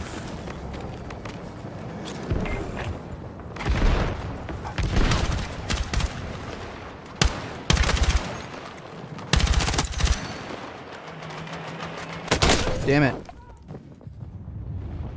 Dude, I'm 20-3. Like, the difference is just crazy.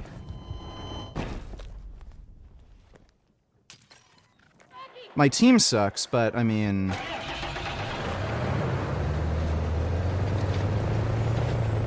Yeah, that is just crazy, the difference that it makes.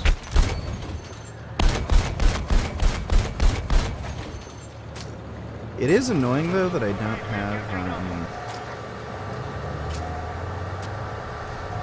don't have a coaxial machine gun. That'd be nice.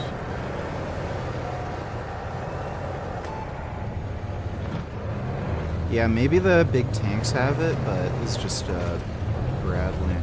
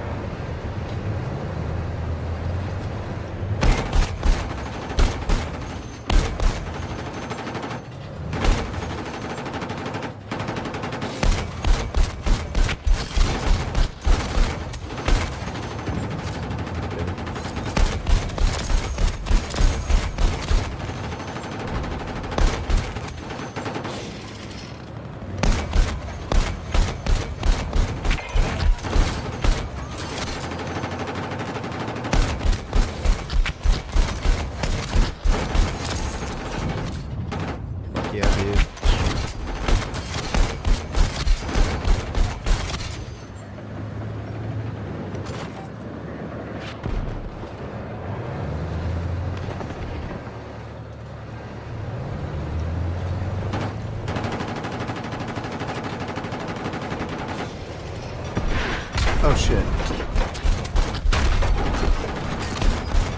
Oh fuck.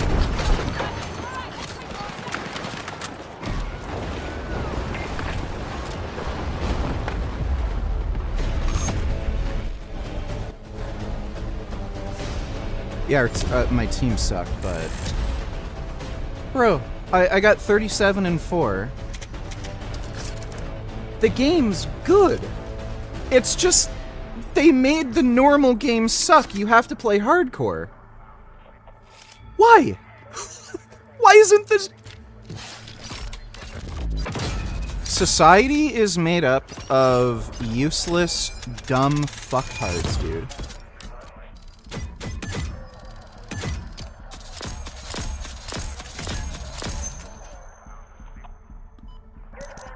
After spending over $50,000 on orbital reconstruction surgery, Dr. Raymond Douglas no longer wanted to treat me as a patient, and the only reason I could think of why is that Dr. Taban's bully lawyers, who were probably used to taking advantage of non-secret society members, non-Illuminati, non-Freemasons, because those people don't know what's really going on behind the scenes. Are there any bad health effects of eating a shit ton of monk fruit extract powder? It has 0 calories and 0 grams of sugar, and makes everything taste so sweet like sugar. I've been using tons of it. No, it's fine. Yeah, there's no issue with it. Thanks for the donation, Blackberry. They subpoenaed this doctor's office for medical records when they could have just asked me. And although Dr. Douglas is not involved directly in any legal issues, I can understand why, he's getting letters from lawyers pertaining me. He doesn't want to treat me anymore, so now I'm adding Dr. Taban's lawyer as part of the case as a third party for tortious interference for ruining my life, because now I can no longer get medical treatment from the most qualified doctor. That is bizarre and seems really shady that he'd be giving subpoenas to doctors that are treating Frank for whatever issue he has currently. Preston says that sounds pretty fucked. Some doctors, looksmax.org promotes are bad, but they promote them because they're aggressive. Pagoni and Epley seem legit. Looksmax.org is a secret society, Illuminati Freemason ran website that promotes these Freemason Illuminati doctors because all they care about is making money. Pagoni couldn't help me at all. Epley actually caused a patient to commit suicide over 10 years ago. These doctors are evil. They'll ruin your life, they won't pay you, and then they'll drive you to suicide so nobody finds out what happened to them. All these doctors care about is money. As far as I know, in America, the way the system is set up, there are no legitimate doctors, and this guy posting this comment is probably a shill. That website is actually defending Dr. Taban, and anytime someone posts about me on my website, they say it was my fault that Dr. Taban botched me. So one of the things I tried to do to fix my eyes after Dr. Taban botched them was get filler. And Dr. Taban put a little filler. Then I went to George Yang, and I was shocked at the skill difference between these two surgeons, because this guy made Dr. Taban look like he never even attended medical school. What Dr. Taban did with the filler was he took a needle, literally took like 20 seconds to put the filler in. This guy, George Yang, it took like a full hour. And he had this tube. He would take his time, go into the right pocket, really insert the filler. His understanding of the different soft tissue pockets of the face, of the eye area, it is astounding. It is astounding. And this guy is even lower price. I mean, Dr. Taban's like, you might as well give the needle to a 5-year-old and let him poke you compared to what this guy was doing. Dr. Taban could very well be the biggest butcher in Beverly Hills. Yeah, we've already seen that one. Frank's a fucking idiot.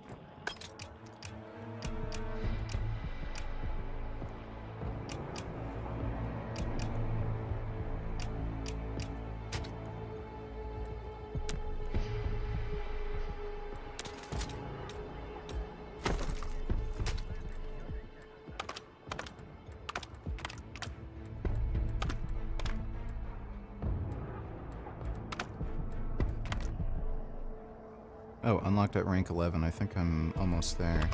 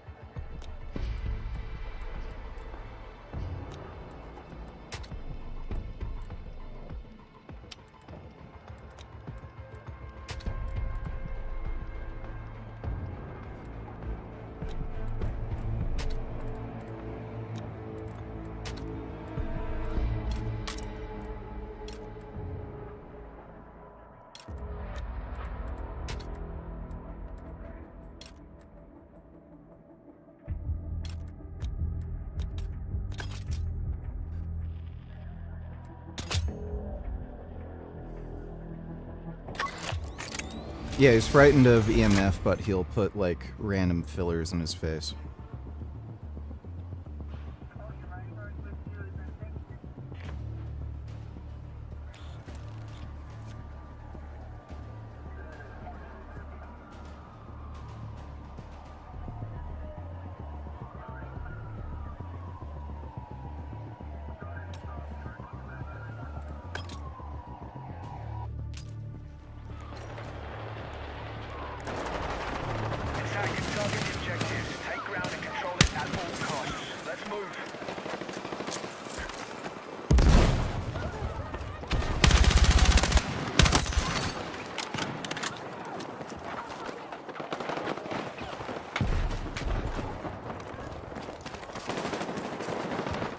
Ah, damn it. Ah, what a bitch.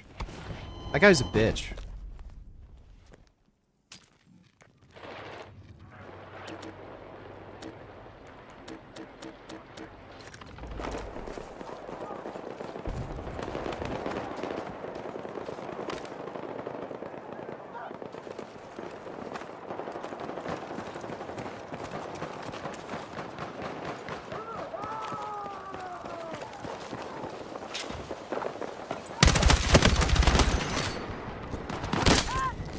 Ah, motherfucker.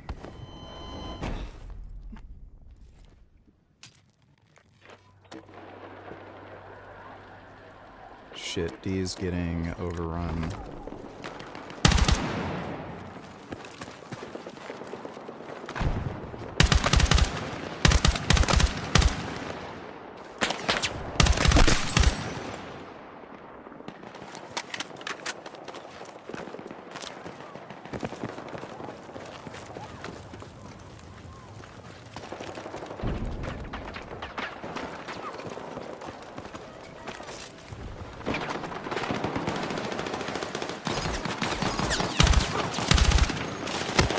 Shit. Ah, fuck. Damn it.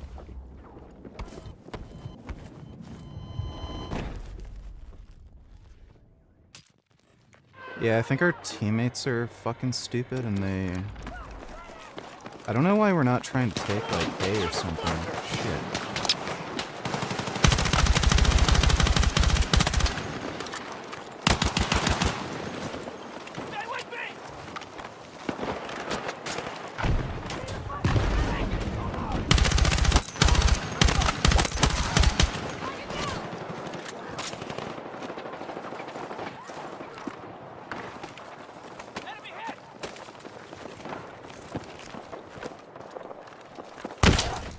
Damn it! Really? The guy's right there? Fucking ass. Why did he shoot him? He was right there! What the fuck? Fucking retarded.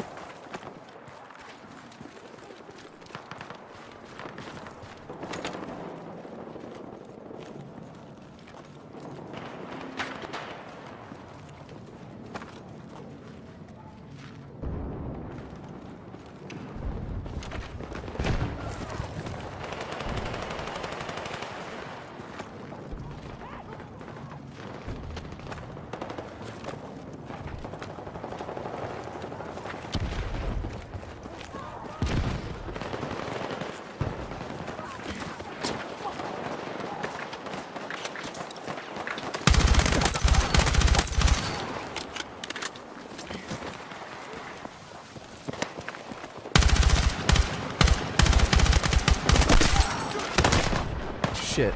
Damn it. Ah, fuck. Got me from behind. Jack off.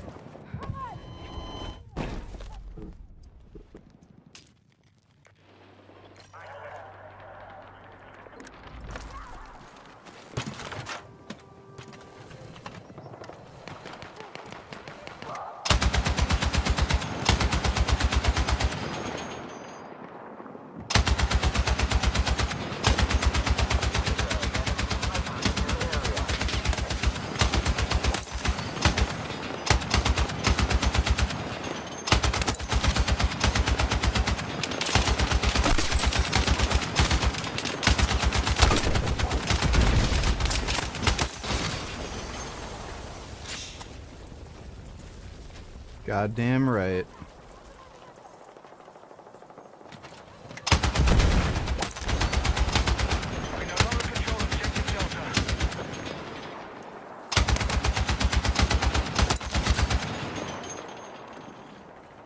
Mowing these motherfuckers down, dude.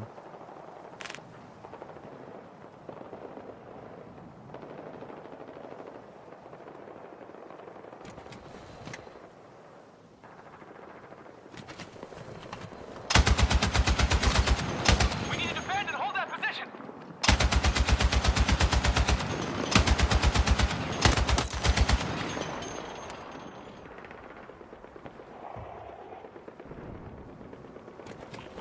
There are enemy rockets in your area.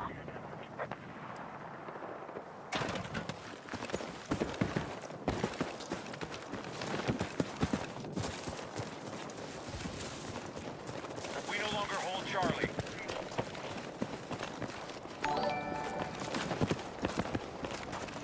Is this better than Call of Duty BO6? How long until they add Nicki Minaj and Durian Rider into the game? Oh, this is better than Call of Duty, I can say that much.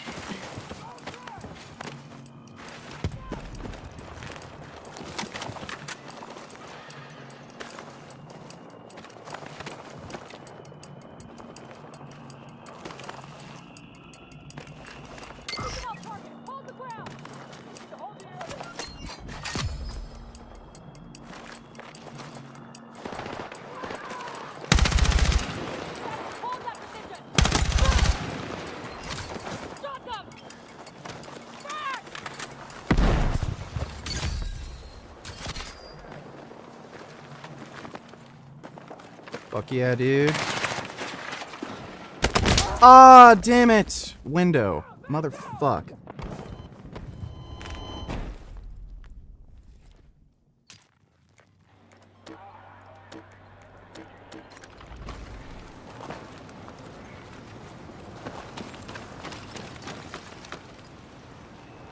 I don't know if they bothered to take that guy out. How do you even get to the...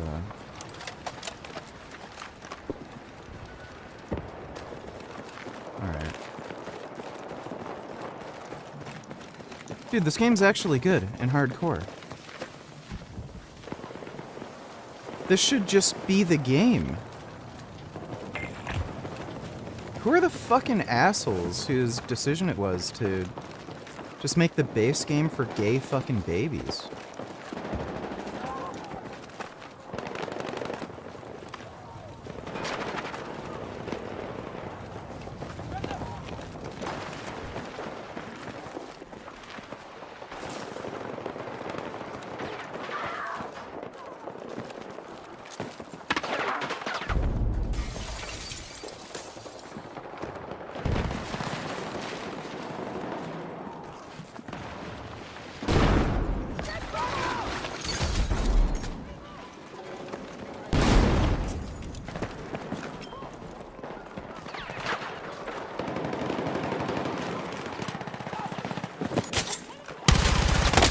What the fuck? I'm fucking hit! Fucking asshole? Oh shit, we're losing.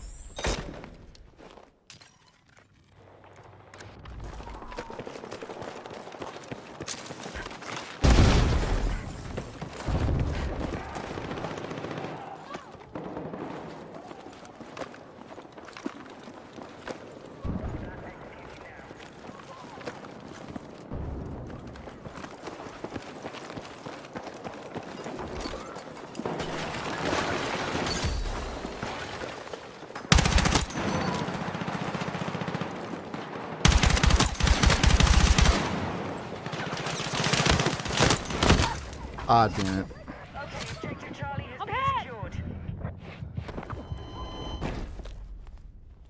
They tuned down aim assist on controllers so the little gay babies aren't as big of an advantage.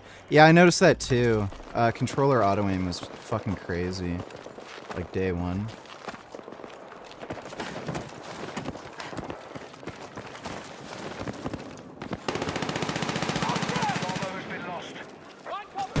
Fuckers.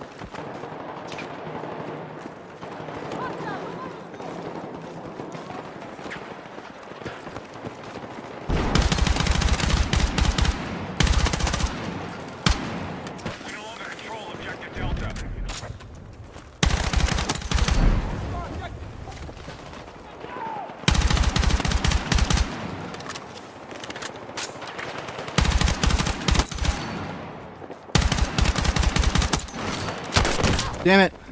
Fucker.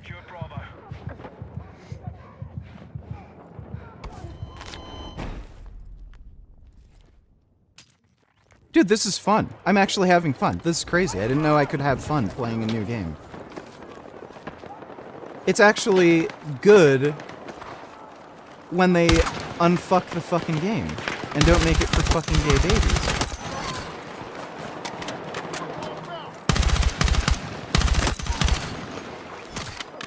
Like, it's still amazing. They die when I shoot them. Like, it's almost unbelievable. Who would have fucking figured?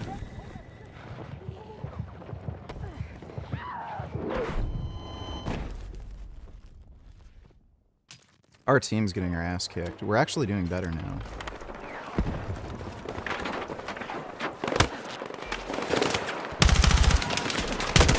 Fuck, okay, that was gay.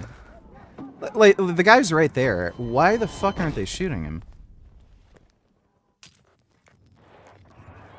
That's stupid. I have no idea why they're not shooting the guy.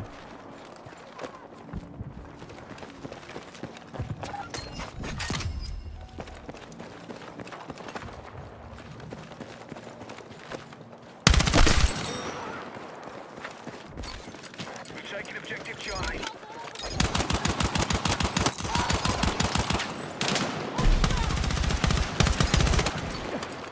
Fuck!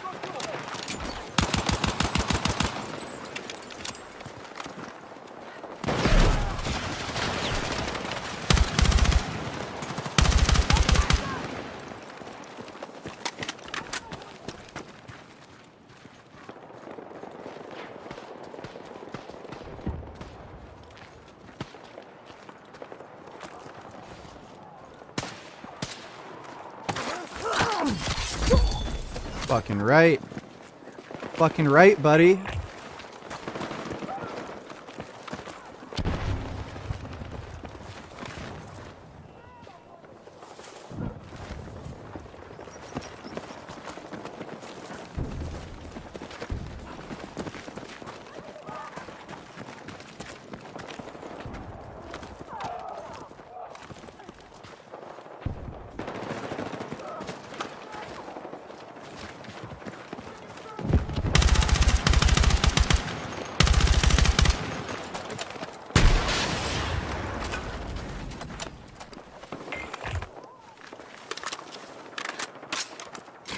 Oh.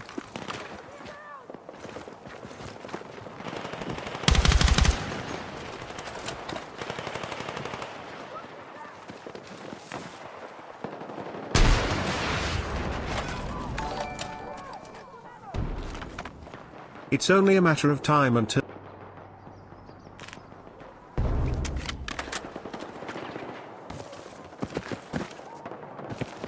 Nice try. Ah, damn it. Fuck you. God, the fucking son of a bitch.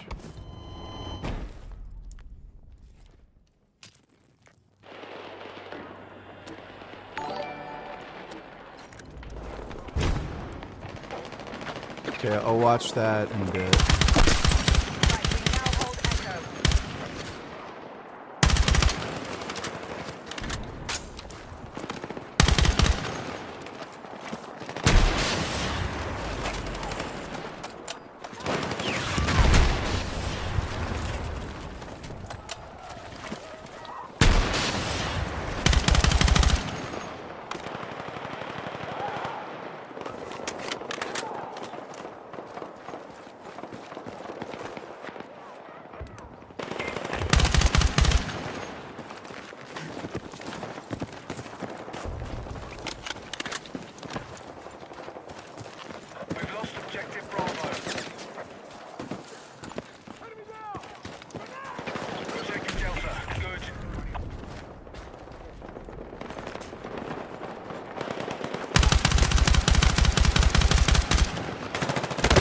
Oh, what? Fucking kill him! He literally didn't even shoot back. What the fuck? That made no sense.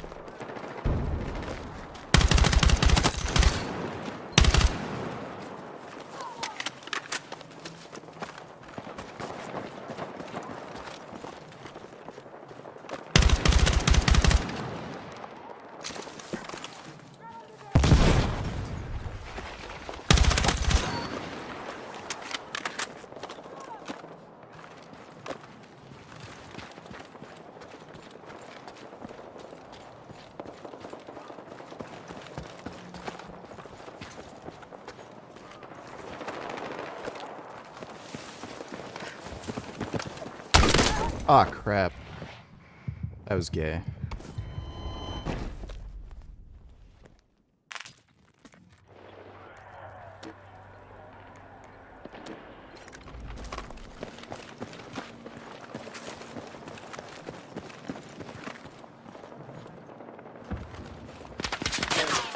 Oh shit. I'm surprised he didn't kill me.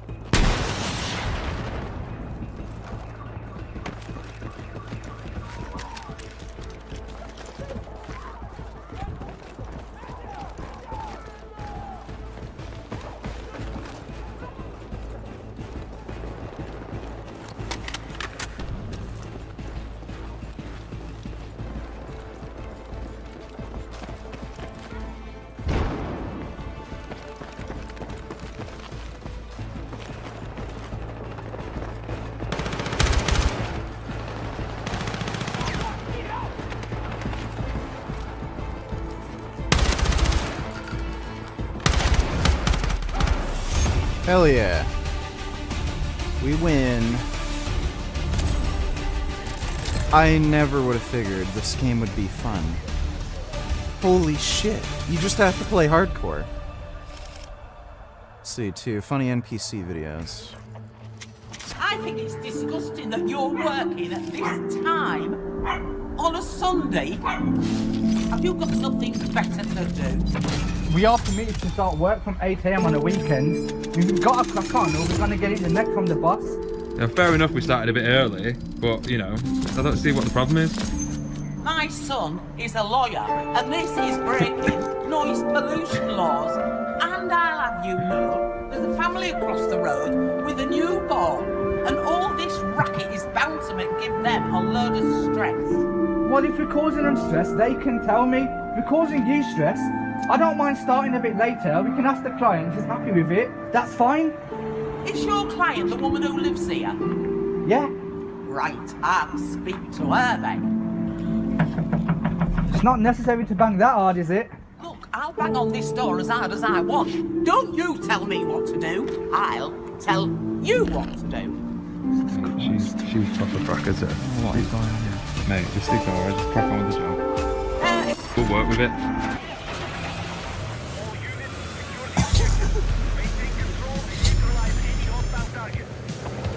Fuck. God damn it. Wait, what the hell is that?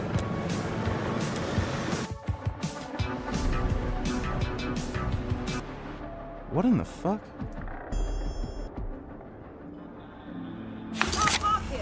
Why can't I park here for? Look. It's a holy place, you can't park here. Sorry?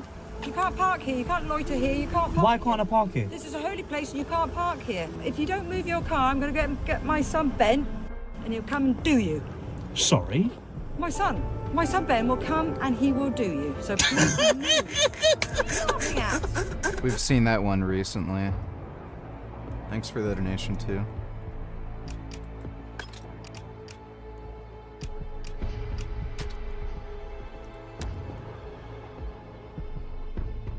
Oh, sweet.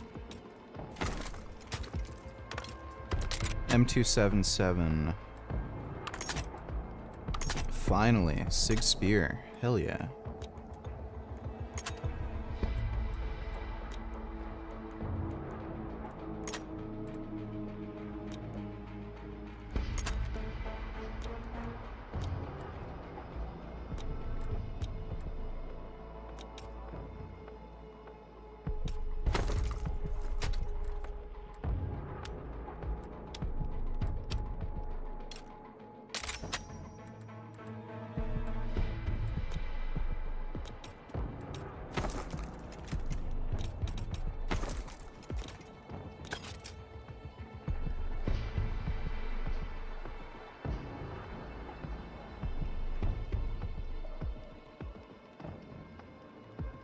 Yeah, there's cross-platform.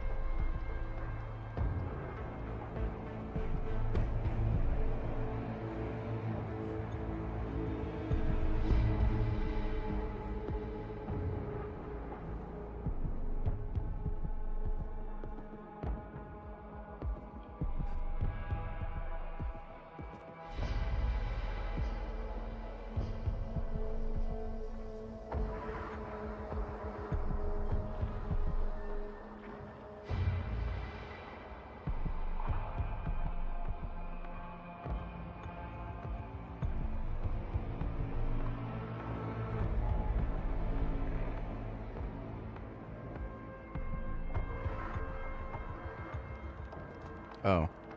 I realized we weren't searching.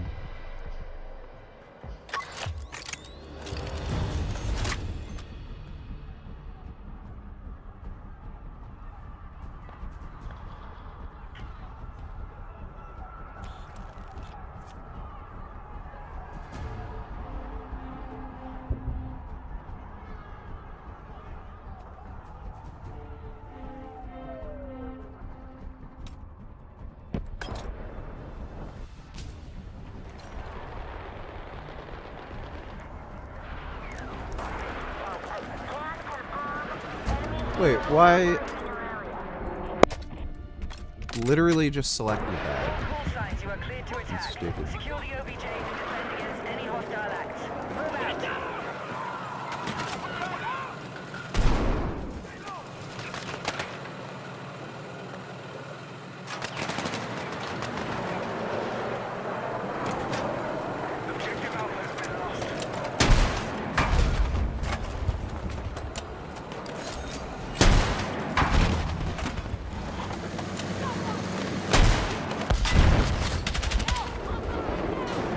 Get fucked, bitch.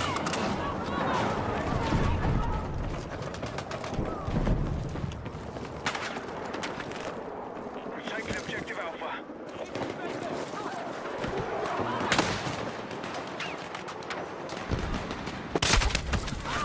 Oh, what in the hell?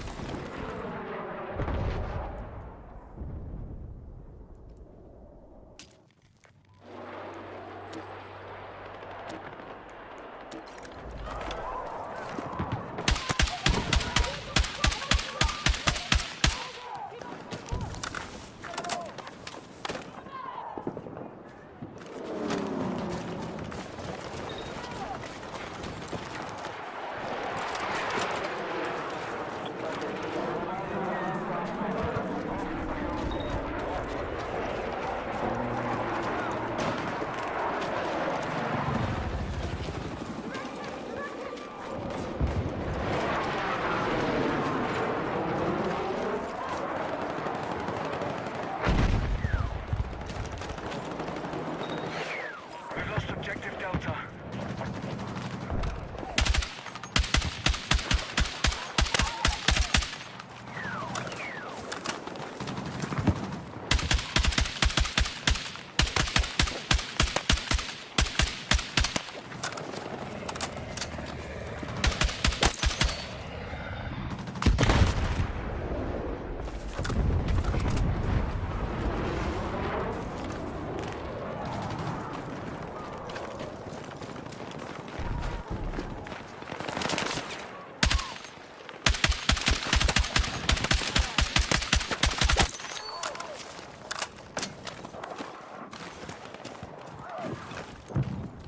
Crazy that you can actually kill people when you shoot at them.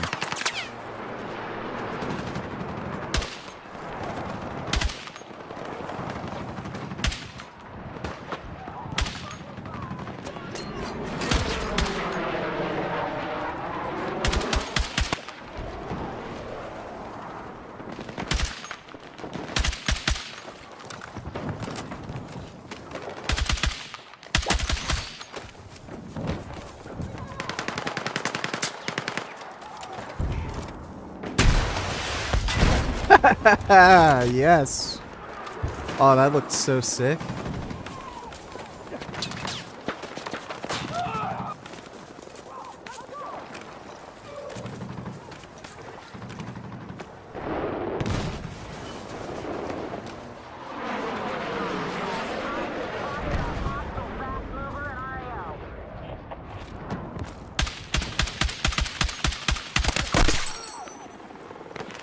Shit, I'm almost out of ammo.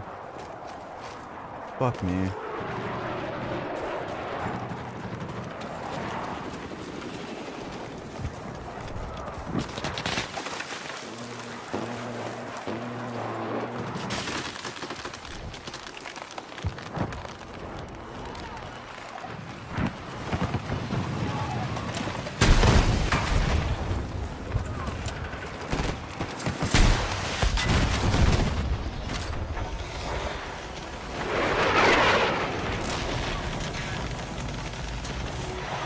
pretty good. Took out tank, armored vehicle. I'm gonna have to swap weapons though. Completely out of ammo.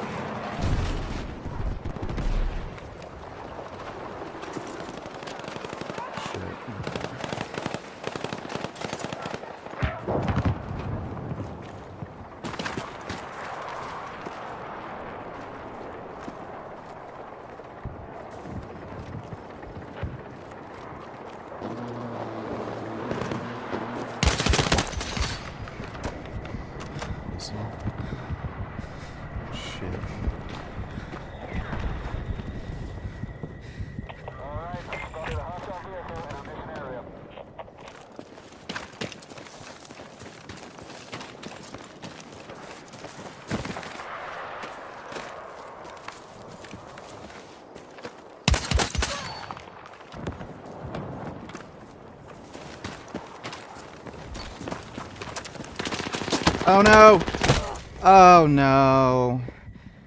Oh no!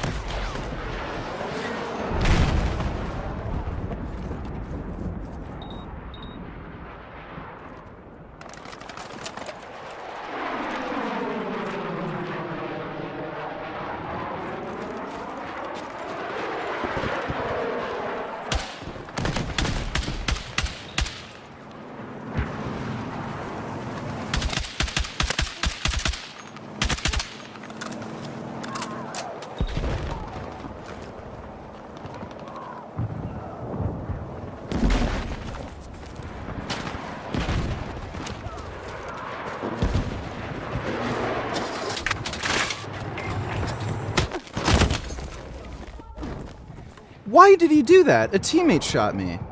Fuck, I'm bleeding out! Medic! Why did he do that? Fucking teammate shot me. What the fuck? What are you, fucking retarded?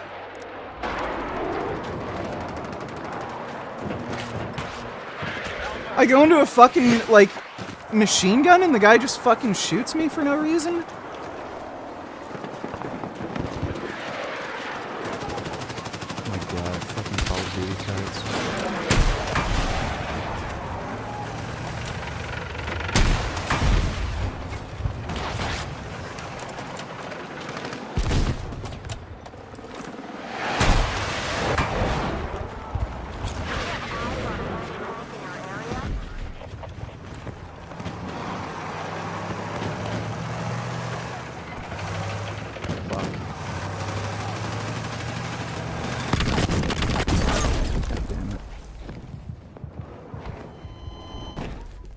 Okay, at least they got that guy.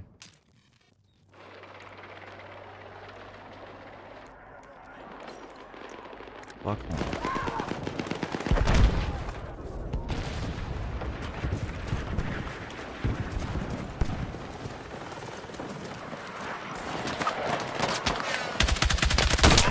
Fuck. What a bitch. You're a bitch.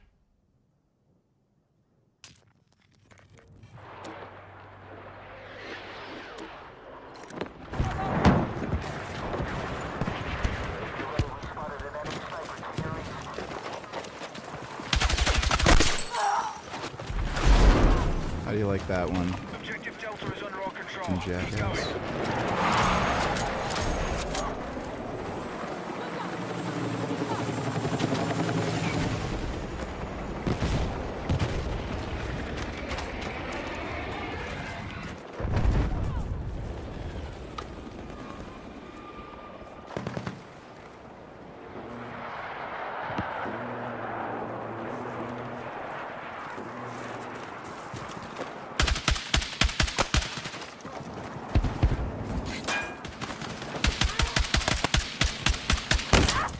Yeah, okay. Yeah, it's still a little silly. Like, give me a break. You should not be able to accurately aim while you're getting shot at. Especially by a fucking SIG Spear. That's a high caliber rifle. Fuck. God damn it.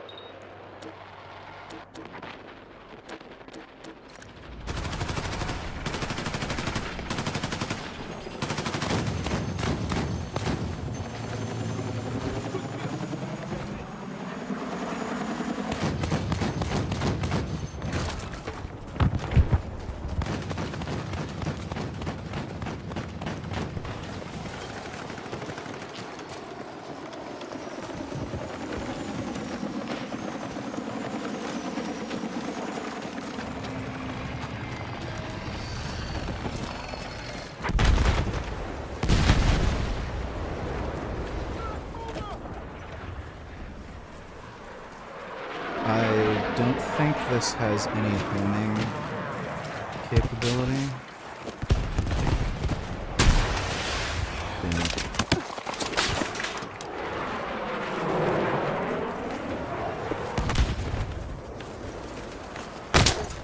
I have... Oh, Jesus Christ. Okay. That's... Fuck you. Alright. We're gonna play that game.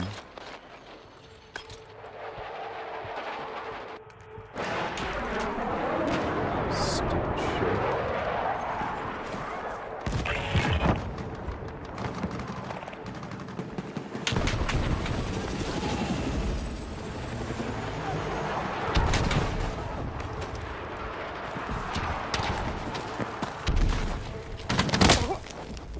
Oh. You know what, this map actually sucks. This is kind of a shit map.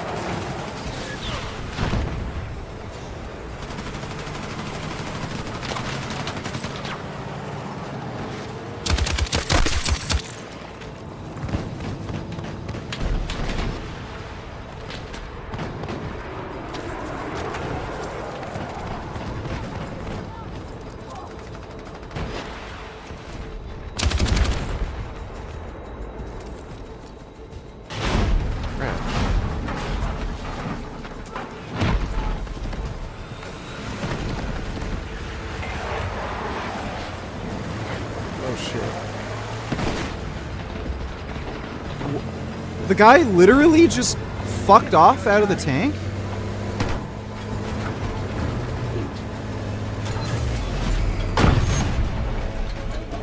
The guy literally just fucked off out of the tank for no reason. What are your thoughts on the whole Hasan doc thing? I thought he was your ally and jury and you Ryder said you align on most things.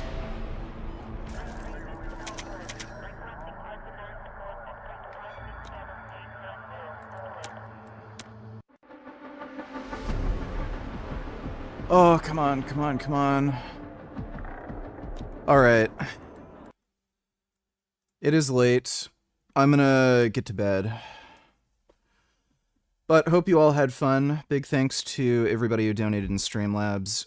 Not sure if I'm gonna train tomorrow. I might take another day off. I just slept a lot today.